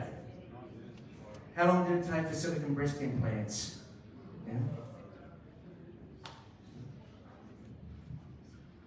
Yeah, we're supposedly we're a society based on the rule of law, where truth matters. And if a truth comes from our scientific and our medical community in this case, which we know failed us miserably, what happened to our legal fraternity? And why are people like Ben having to raise the money to fight in court when there are thousands upon thousands of lawyers in this country who know very well how many laws were broken, how human rights were just shat on, and have done nothing about it? I mean, there's been a few notable names, but in general, that entire community, I often think could have ended this in a heartbeat with its skills, and they failed us miserably. And I some mercenary bunch of people in this whole episode. And you had to go at me for writing in the Oz, but I wrote in the Oz about that very thing almost 2 years ago, how the legal profession failed us. And even though I'm not in the profession anymore, I don't practice, but what was once a noble profession, I mean the profession that gave us the rule of law, completely abdicated its responsibilities. But it wasn't the only one that did, right? It wasn't the only one that did. Look at The one that could have made most difference. well, No, without a doubt, the most difference was that's where these things were decided in court. And that's where Ben's had to go to raise hundreds of thousands of dollars when handful of lawyers could have done all that. look, and you're not going to get me defending the legal profession in any way, shape, or form, no? Because of that. But again, it's captured by the crowd mentality, but also captured by the long march of the left through the institutions, right? And the legal profession was probably the first one of the first ones. Yeah, universities and schools, and then the legal profession was probably one of the first three to get captured by the long march left through the institutions. How do we change that? Again, we have to push back on, and that remnant that you talk about, the Mark Henrys and the Steve Heathcotes and the Peter Phams of this world. Again, they're the example, and but that again, this isn't a first in history. I mean, St Thomas More, he was the Lord Chancellor, for God's sake. He was the King's most trusted advisor, the top lawyer in the country. But because he in the end lost his life for what he believed in, and he wasn't going to betray his principles, his beliefs, even though his whole profession was ready to, because they valued loyalty to the King more than anything else. I'll just add that economics as well failed, and again, at many points could have furthered the progress of truth, could have shortened the time, I think, that we were in this mess, because the standard way in which we evaluate policy is cost-benefit analysis, and around the world, economists fail to provide that, certainly in the academy. There were some in the bowels of government that did, and we know that now because of Freedom of Information Act requests. So the UK and the Netherlands had economists in the back rooms who did the cost-benefit calculations on lockdowns early on and said, these are the wrong things to do, right? Not surprisingly, you can't do a proper cost-benefit analysis on lockdowns in a COVID world and come out with a positive result. But then those governments buried those reports, right, for years. Right? And only because of the Freedom of Information Act request do we see them. But the academy is full of economists. I mean, my profession here, there's only about maybe 6 of us who were standing out in 2020 and saying that very thing, that, hey, this is not going to pass the CBA. This is not going to be passed at any level by our standard tools of evaluating policy. And by the way, why has the government not justified this? And by the way, why is the burden of proof now on those of us saying it's a bad idea to prove that it's a bad idea, instead of the burden of proof being on the government for the imposition of the most draconian freedom restriction, that we've ever seen in the modern era in Australia, right? They should be defending that, not us saying that, it's a bad idea and here's why. I mean, I still did that, and stood up to the state, but I think the reason why so many professions failed, including the media, by the way, which we haven't mentioned as a humongous problem during this period, the reason is because all of these professions are made up of human beings. That's all. That's the reason. And every human being is liable to fall under the spell of the crowd. That's why understanding the crowd dynamic is so very important, to understanding what's happened during this period.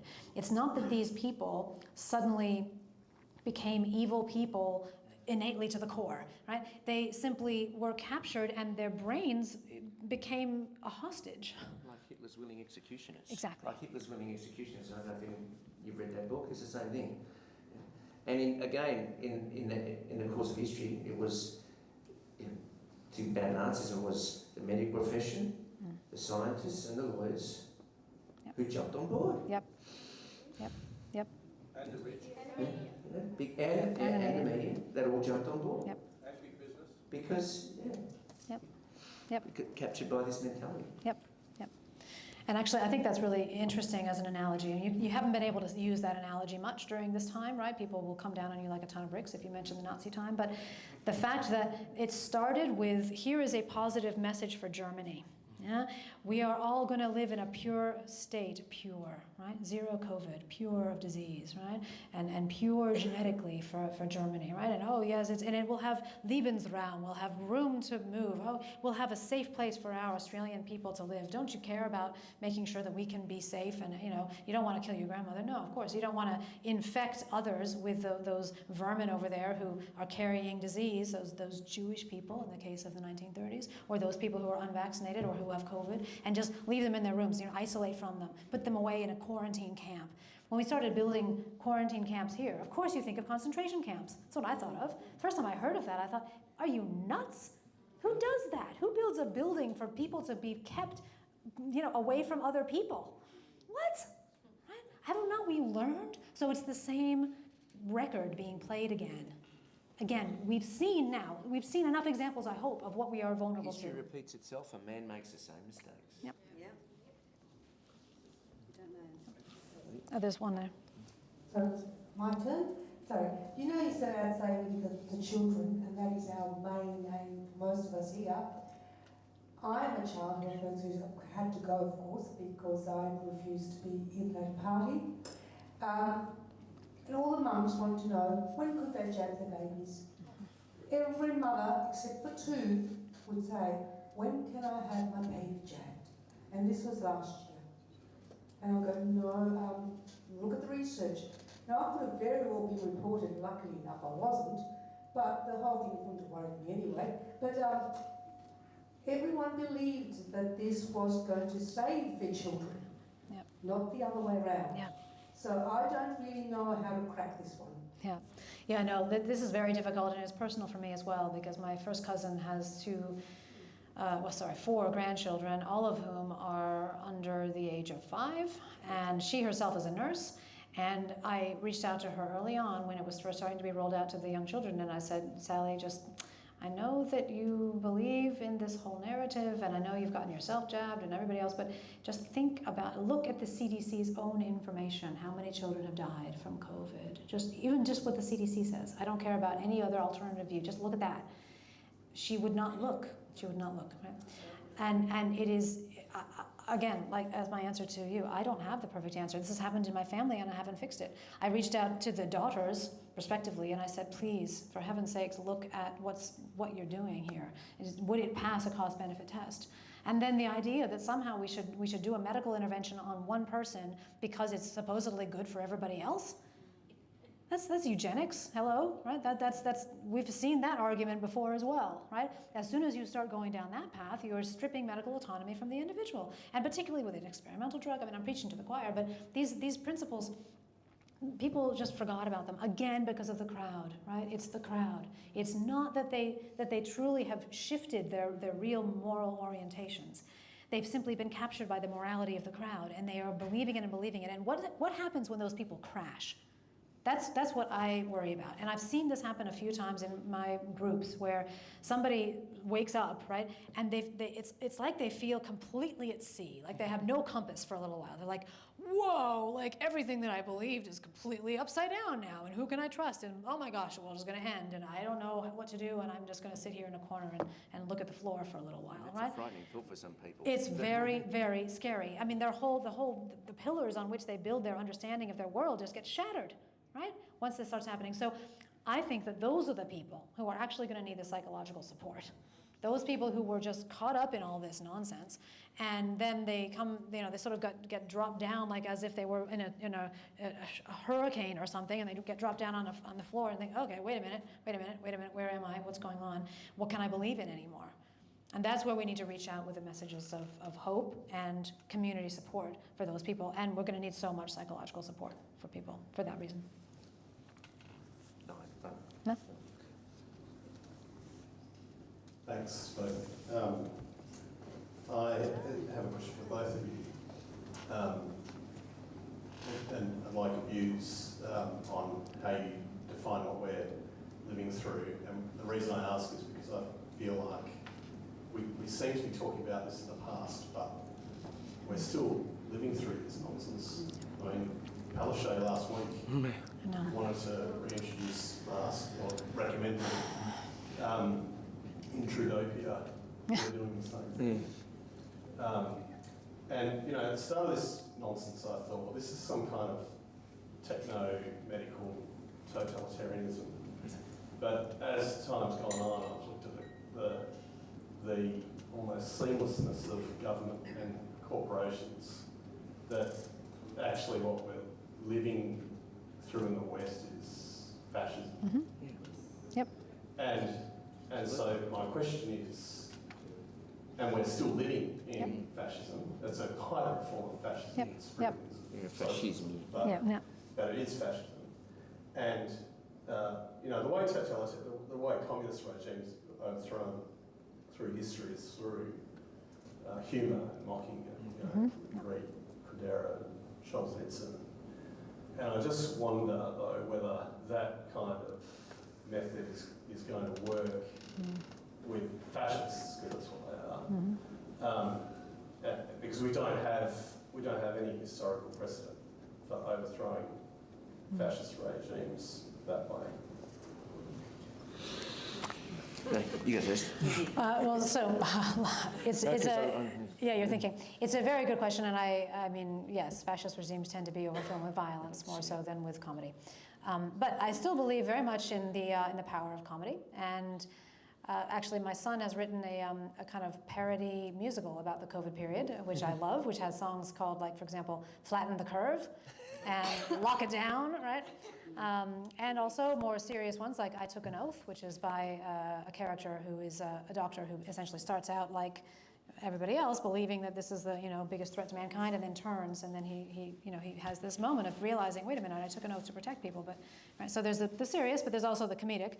And I hope one day to see that thing performed on a stage somewhere. I'll be sitting in the back with popcorn and sunglasses, cheering him on, but probably in South Dakota high school at first. The memes and the funny, like, I mean, one of the ones I love is, my mask protects Ukrainian pregnant men from climate change, right? So good. And I do think that's really, really helpful. Certainly helpful in terms of building, resistance ranks, for sure. In terms of ultimate overthrow, we've got here fascism in the guise of democracy, right? So I think it is a different beast in that sense. At least it's not openly admitting that it's an autocracy or a fascist regime to the people, right? We still are supposed to have democratic mechanisms, supposedly. And we still at least have the potential to introduce legislation of various sorts and if we get enough support for those kinds of pieces of legislation, they will pass. And we have seen in the US, there have been some legal victories, right? The fact that there are 50 different states, each of which is a kind of a petri dish of its own making, right? To experiment with different ways of running things means that there have been different environments in which those judges have been over the last couple of years, and you see that in the judicial outcomes. The people, the judges in Kansas or Louisiana or whatever are delivering different kinds of justice, justice in line with what we would think would be justice, or at least less insane policies than justices elsewhere. So that again shows that these are just human beings. That's what's going on. Human beings who have been captured. And I do believe that those mechanisms eventually will still start turning, but we need the crowd dynamic to be pricked. What pricks the crowd dynamic? What pops that balloon?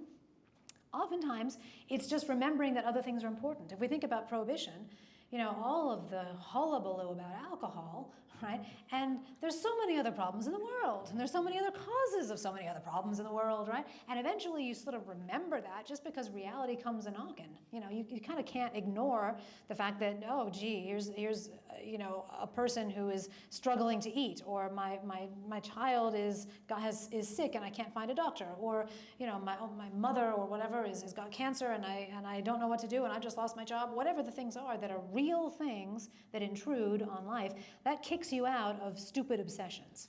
So that helps, and the fact that there are places like South Dakota and Florida and now Sweden and other places, there are places that have dropped all this nonsense and they're doing fine, right?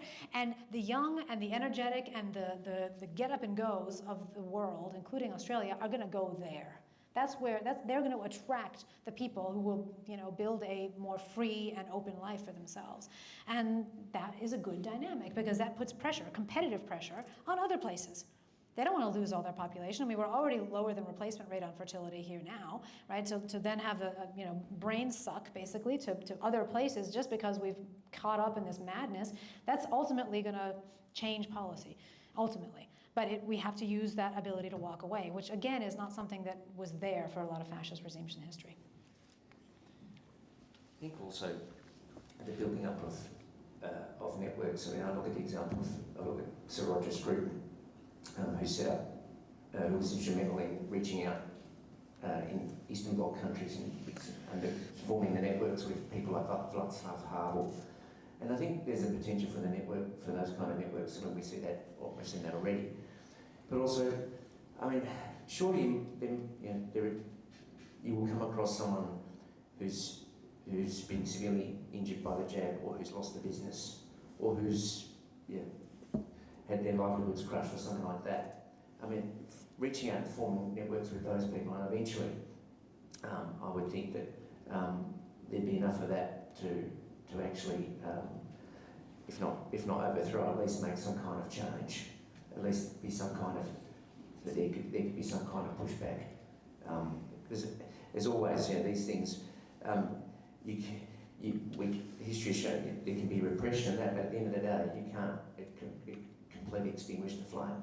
And whether people, some that you gave the example, communism, they fought back through humour. I mean, Reagan used to tell some brilliant Soviet jokes. Sometimes we fight back with humour, sometimes we fight back with empathy, sometimes we fight back with force, sometimes we fight back with just being human beings with each other and making those kind of relationships. And I think that's important too. I think one way we can fight back, quite frankly, is to learn from what the left has done. It's as simple as that. Long-marching institutions. Yep. Absolutely. And we need to go that way. We need to take back media. We see it happening with Fox. We see it happening with,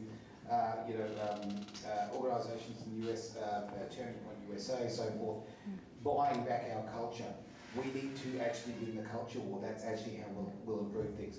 So whatever the case may be, whether it's making movies, music, radio, television, whatever, we need to take back the next generations, the future, okay? We need to take that back. And quite frankly, we don't have to just invent this. We've got it. We can see what they're doing right now. And I'm going to go a little further on this, on a little side note. I'm going to disagree with you, Gigi, because this is a conversation, and I really I love being surrounded by people I disagree with, and I think I encourage people to do it all the time, because you're not going to grow as a person if you just live in that little fishbowl. But you were talking about people being inherently not good and evil and so forth. Look, I thoroughly understand the psychology, I really genuinely do. But there is an underlying issue here. Right now, our elite are fundamentally sociopathic. It's as simple as that. And we're talking about, everyone throws around the word narcissism, all that kind of thing. We right now have a generation of psychopaths and sociopaths. It has really become entrenched in the elite. And quite frankly, look, I'm very much a guy, make love, not war. But I'll tell you right now, I want retribution. And I think because, and the reason why I want it, I'm not going to go out there and chase it, is probably far more talented people than myself to do it. But I'll certainly be behind and I'll certainly hold up the fort.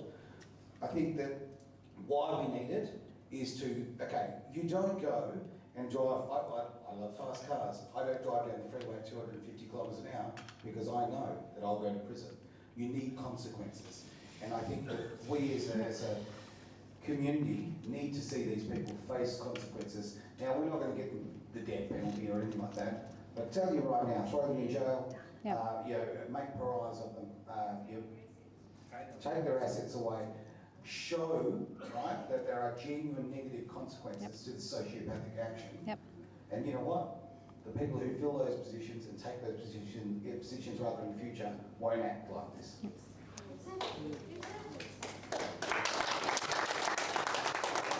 So I actually am going to disagree with you.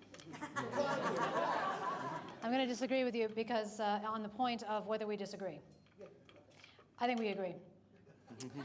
I actually think that, yes, you're right. A lot of people in positions of extreme power almost inevitably either become sociopathic or psychopathic or are attracted to those positions because they innately sort of have those tendencies, right? And there certainly are people who have more of those tendencies than others, right? And so I don't disagree about that. But put in the right circumstances, somebody, it's sort of like, genetics and epigenetics and expression, right? If you put the person in the right circumstances, they won't become psychopathic or sociopathic, but if they're presented with the circumstances, they might, right? So what I don't like is the division of people at any given moment as saying, okay, those ones are good and those ones are evil. Or certainly at birth, those ones are good and those ones are evil, obviously, right? And I do believe that some people are sort of too far gone to be useful anymore to society, yeah? And in those cases, when they can be in some way held up as an example to scare future politicians or future people in power, I think that's a great thing, right? I don't have a problem with that at all. I look at history and think, well, is this likely? Right? Because I'm in the business of prediction, right? Like that's what I'm supposed to do. I mean, I know economists have predicted 9 out of the last 5 recessions, right? But I'm still trying to get better on that, right? And I'm just thinking, what is likely to happen? Now, should we actually pursue the punishment, the public punishment of people like Dan Andrews? Yes. Right? I mean, you can't say no to that, right?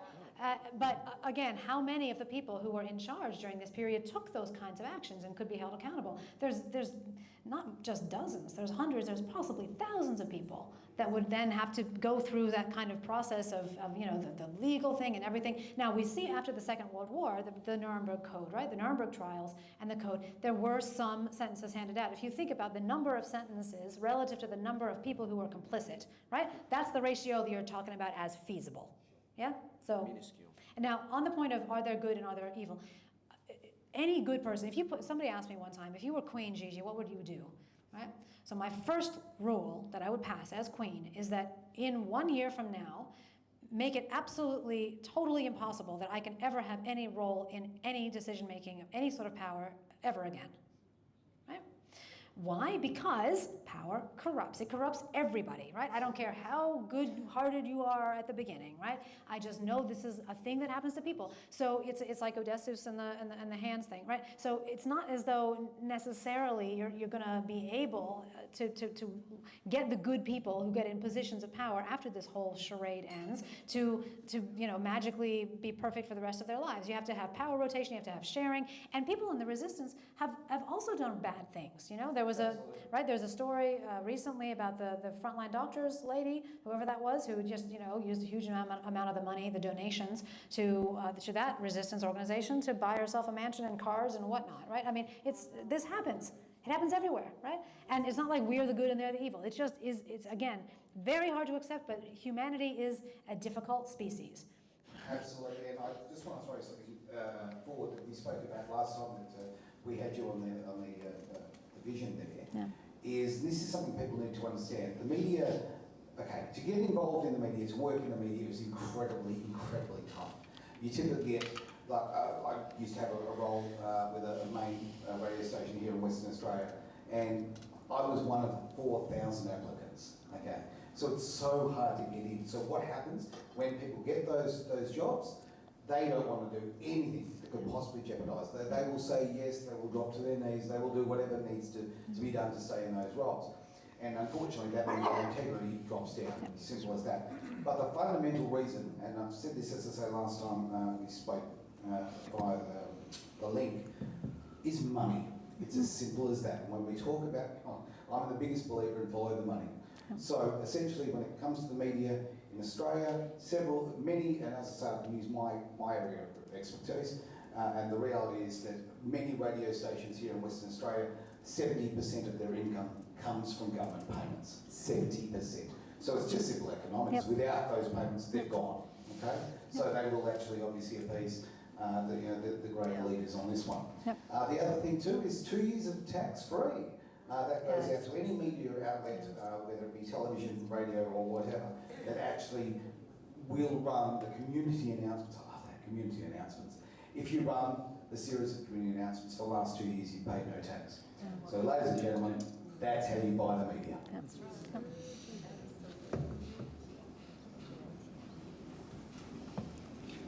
Hi, Gigi.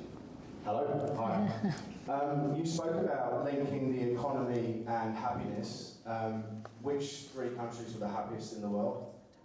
Second question, at your last talk you spoke about QUALIES. There was 2 acronyms you gave and I've forgotten the other one. Yep. Can you refresh my memory? Yep. And third, how have you seen the economy change with technology like Aladdin, which like a robots that buy stock, and with Vanguard and those 3 massive companies basically owning everything? What changes have you seen that cause in the economy? Like, is it sort of night and day when this technology came in and everything is acting differently now? Okay, so first question, where is the happiest places in the world? Tends to be Northern Europe, tends to be sort of the Sweden, Denmark, Scandinavian countries. We like to say Scandinavian countries, generally speaking. Although, you know, most of the developed West is reasonably happy, certainly relative to a lot of other places. During the COVID lockdowns, of course, you see a well-being tank. And that was one of the things that should have been counted in obviously in the policy analysis during that time. And the currency that I think you have in mind that I use in my lockdown book with Sanjeev Sablok is the well-being life year. That essentially is defined as a 1 unit increment on a scale of 0 to 10, which is the answer scale to a question posed in many social scientific surveys around the world, which is overall, how satisfied are you with your life nowadays? You answer that question on 0 to 10 scale, where 0 is not at all satisfied and 10 is completely satisfied. If a person in Australia, let's say, enjoys 1 increment on that satisfaction scale for 1 year, that delivers 1 well-be's worth of human thriving. Yeah?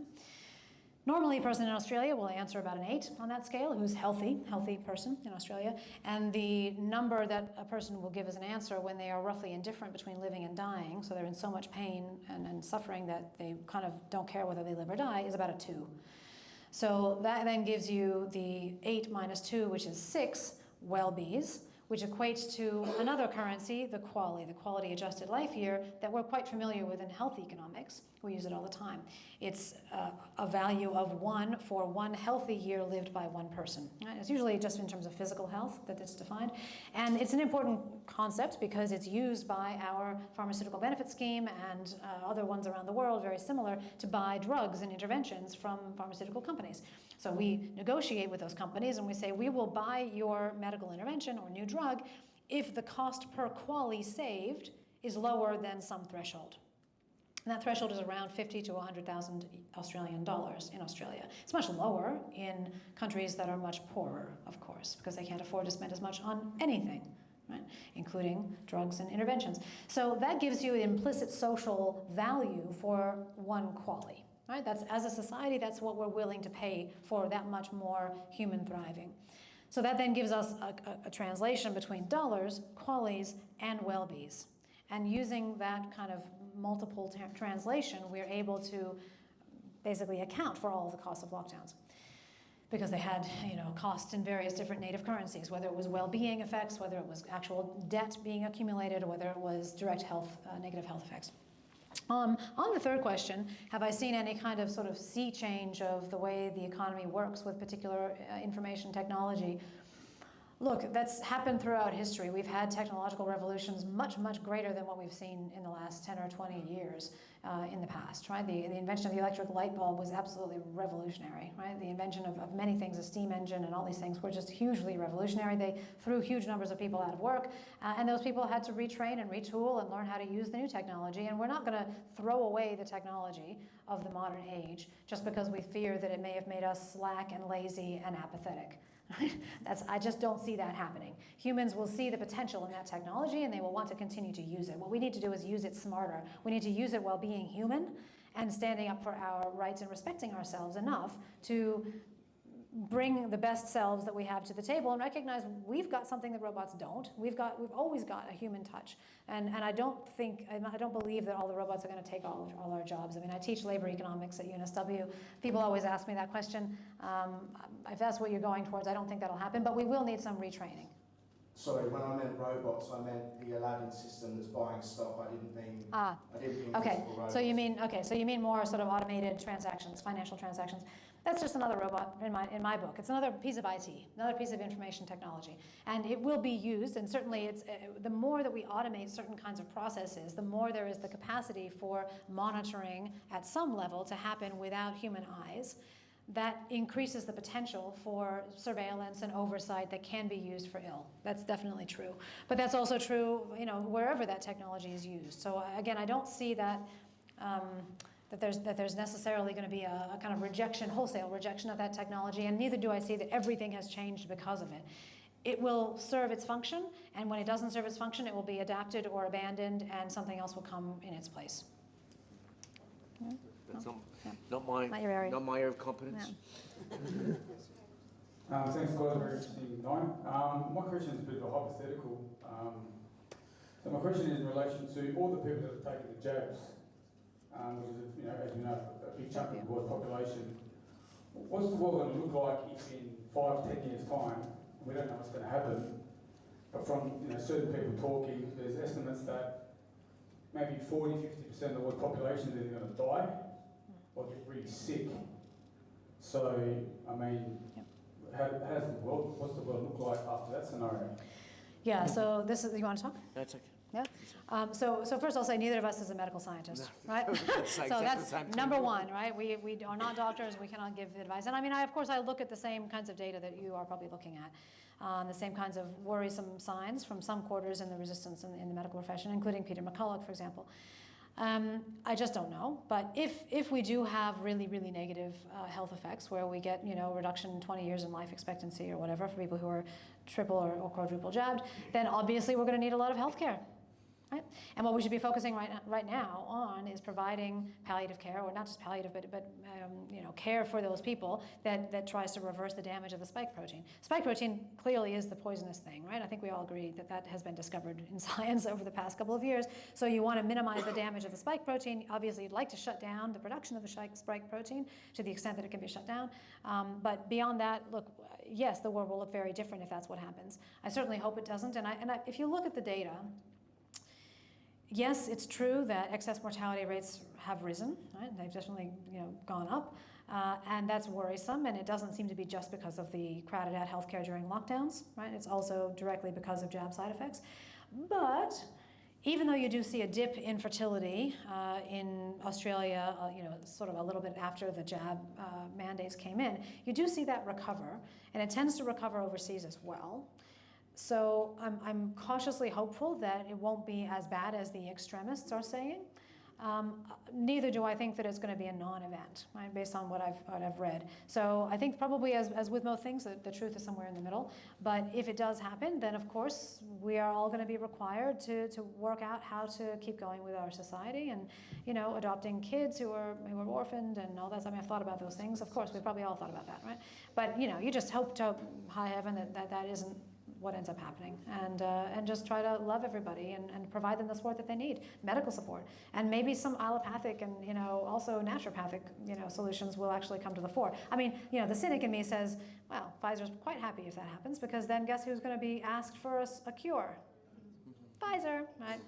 So it's just another way to make money, and of course that is true, and there will be more suppression of the naturopathic solutions and all of the other yada yada yada as usual. But just recognizing that this is a possibility shows that you're trying to think with your own mind, which is great, and just try not to lose hope and try not to prejudge. I just want to throw something very quickly in. Just a figure I heard 2 days ago. Senator Malcolm Roberts actually gave me this information. The current ABS figures for births in this country are 25% they were of what they were in the last period. 25%. Yeah, so this is true, but the data only come in with a lag. Okay, so you have to wait a little bit after, right? And so usually those figures get adjusted. So I wouldn't go with a 25% figure, really, like banding about everywhere. Although it is definitely something we've seen in the West and including Australia, that the birth rate has gone down a bit. And it seems that the jab is most dangerous in the first trimester, right? So we will have lost some babies with that. But people are starting to break out of it a bit, and the further you get away from your jab, the better it seems to be so far. Let's face it, look, the statistics will be more accurate over a longer Yep. period. Yep, exactly. So Yep. I understand. Yep. With that, actually time to wrap up a little bit. Oh, okay. No, sorry, you go for it, my friend. I was thinking, just think about it. Hopefully, as you were saying, we hope that doesn't eventuate. But if there's one thing I've learned over the years, and this is before the last 2.5 years, is that God doesn't wear a white coat. So now, don't tell that to some of my relatives. But hopefully, what we've seen is maybe a realisation that it's important that we start taking care of ourselves. Okay, and yeah, we don't. We start taking, as you were saying, our own personal responsibility, but also we start. I think the worst thing, one of the worst things that's happened over the last 20, 30, 40 years is this mass production of food. And now Australia, being the backward country that it is, still has many pesticides that have been declared illegal in a lot of other countries. So things like making your own food, all that kind of stuff. Hopefully it will start triggering an idea that, and this goes beyond the whole COVID thing, but just this idea that people need to start taking care of themselves, they need to start eating better, they need to start doing things rather than, I'm going to make an appointment, that kind of thing. Okay, hopefully, as you say, hopefully it doesn't happen, but one thing I hope that comes out of the last 2.5 years is people think, hey, geez, I really need to start taking care of myself in a better way, and not relying on somebody else to do it for me. Great. Apparently a question came forward from Ian in writing, Gigi. Yes. That'd be fantastic. Right, and I'm trying to remember exactly what it was. Ian, I think the thing is written down, it's in my purse, I didn't bring it up. Can you just, if you state it, I can repeat it to the world.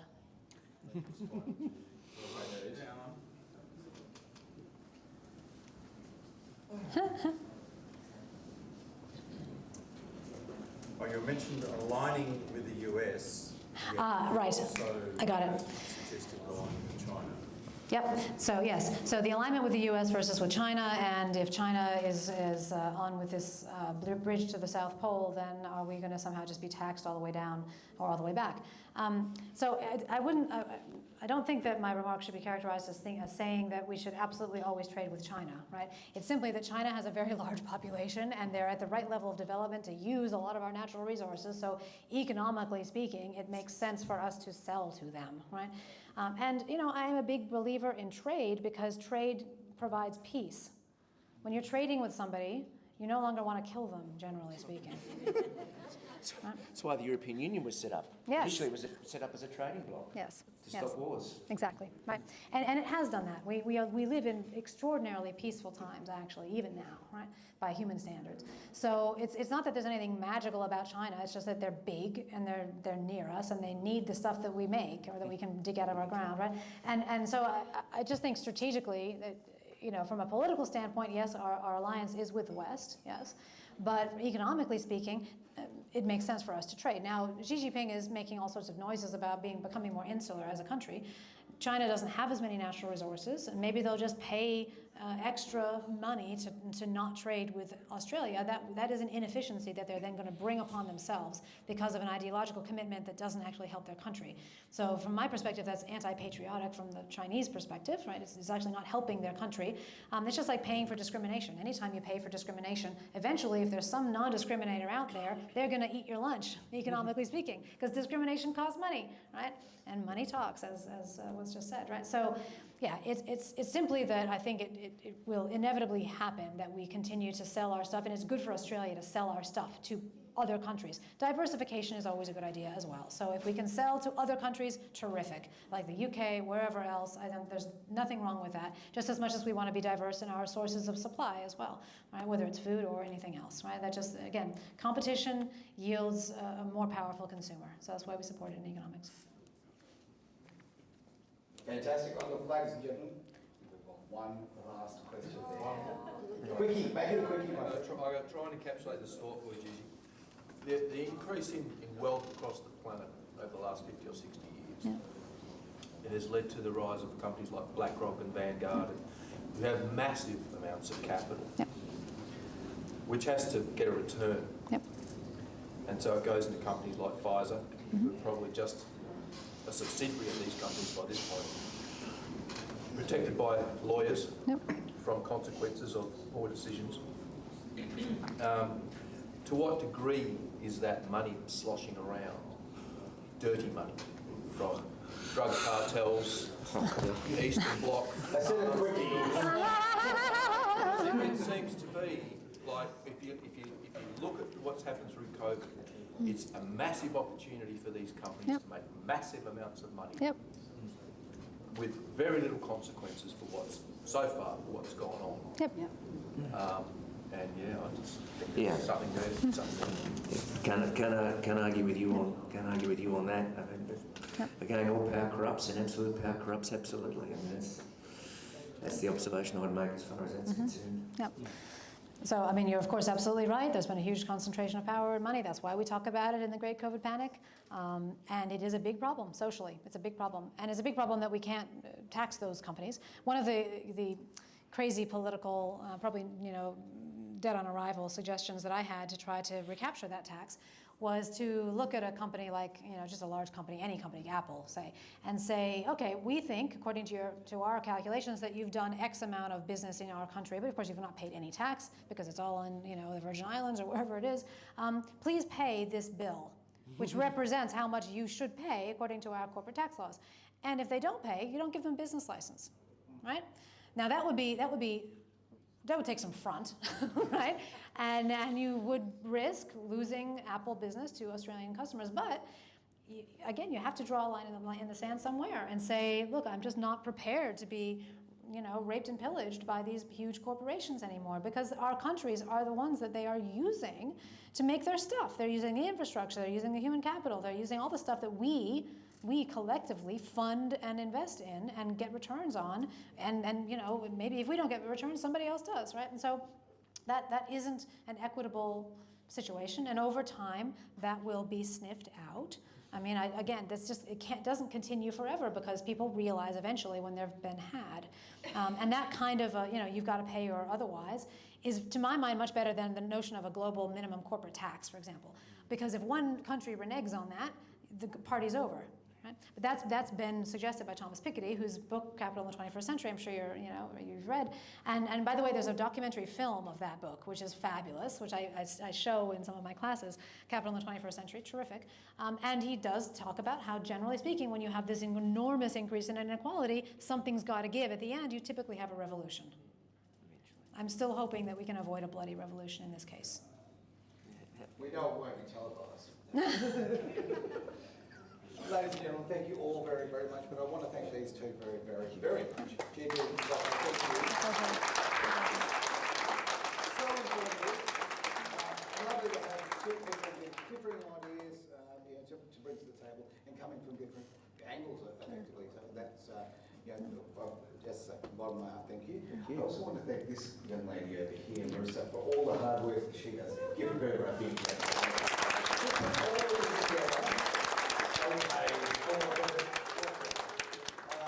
She is, look, honestly, as I say, this needs to work from a grassroots level, and when each person stands up, we just get that little bit closer to success, quite frankly. So, thank you very much from myself.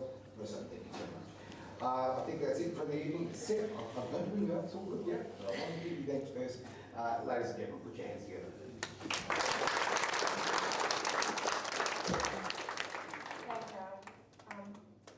I just want to introduce our next event, which I feel is very, very important, and it is about mental health.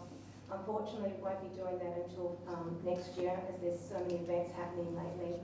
So we will be addressing the silent truth of mental health. We have a lovely lady coming to speak. She was involved in the mental health system since mid-teens, and now she's reaching her 30s. She's actually going to be speaking about the impact of psychotropic medication and how she recovered after her decision to move away from the mental health system, i.e. off her meds. We also have a psychotherapist, Kelly, who will be speaking about her types of therapy, which are different from psychologists.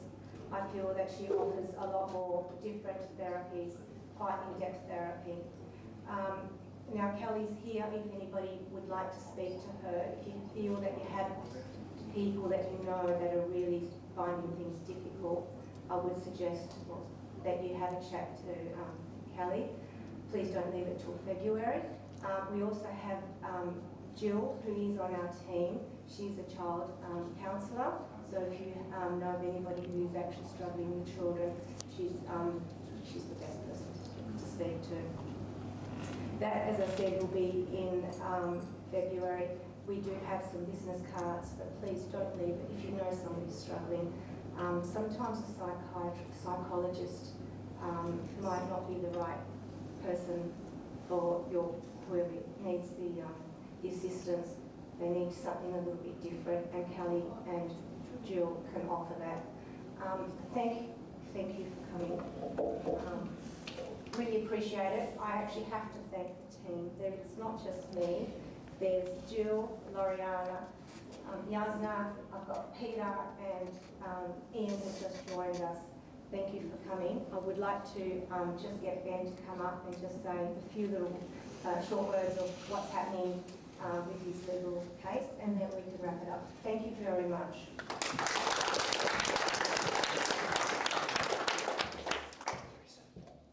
I'll be very brief.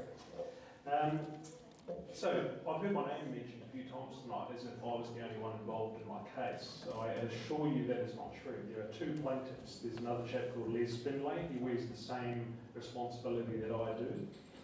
He lives in the country. He works. He's got a very sort of a quiet personality, and I've taken on the sort of the public face of it. But he deserves as much credit for having the gumption to actually take on the state that I have. So he's worth every part of it. Further to that, there's behind me there's about 30 or 40, about 45 sworn and unsworn police officers, some of whom are in this room right now, about 4 or 5 of them, who are absolute champions. These are the finest that WA has produced, and they have stood with me, and they have carried me, actually. So they have held the line with me through this, from going right back to sort of October last year when this thing began for the police and quickly turned into actually contacting and seeking legal advice. So thank you to those guys who are here today. I cannot do this with them.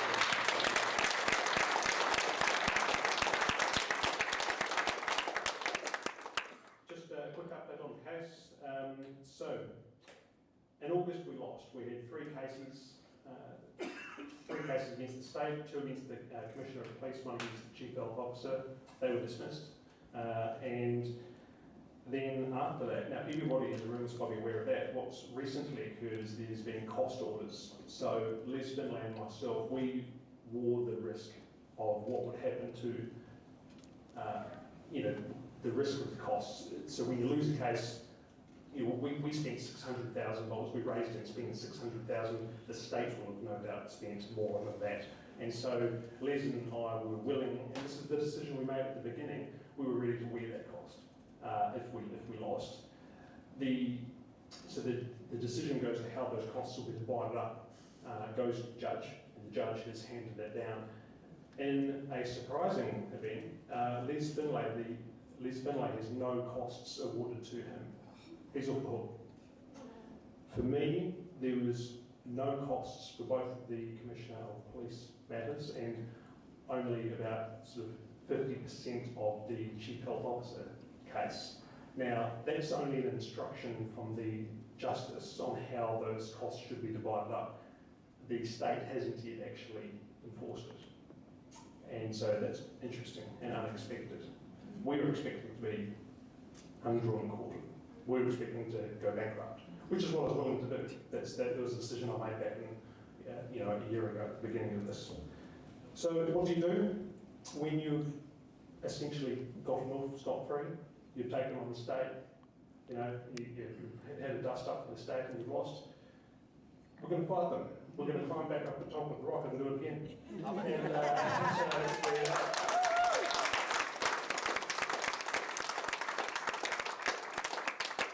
So we're appealing, as we've mentioned through our social media channels. where the arguments, the lawyers right now discussing, we're going to run 2 or 3 cases.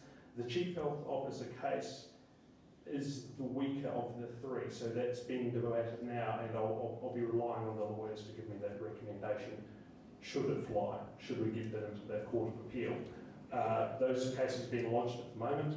They will be given a court date. We're estimating it'll be about a year away, and if we don't find the relief there, time is good. Time is good. Every day there's a new piece of information that comes out. So time works for us. Yep. And also the public opinion is turning. And I mean, look at the numbers here, these events are happening every day. There's been a lot of despair in this room tonight. Oh, my message is don't despair. This is the movement, it's starting now. This is how, it's the court of public opinion. So there's very exciting things happening out there. And I'm not afraid. And I look forward to pursuing this all the way to the High Court. And I'm delighted to say, someone challenged the legal, mentioned that the legal fraternity has failed. I've got some good news for you. I've got some lawyers who are willing to work for raised funds only. So it's not, we still have real costs to meet, and we're going to keep our fundraising channels open, but it means they won't walk away if we can't pay a bill. And so there is good out there. And interestingly enough, these lawyers are people who may not have always voted or seen the conservative side of things. So have faith. There's good news out there. Lawyers are coming around. So, and they're setting the example, and they know it's their role, because they know that there's lawyers that have a monopoly on the legal industry, so they know that, and they're willing to commit to it. So there's good things happening out there. And that's basically it from me. I'll leave it with you. Thank you very much to Marissa and the team. This is amazing. Any funds raised tonight will go towards my case, and I really appreciate it. Thank you very much for coming on.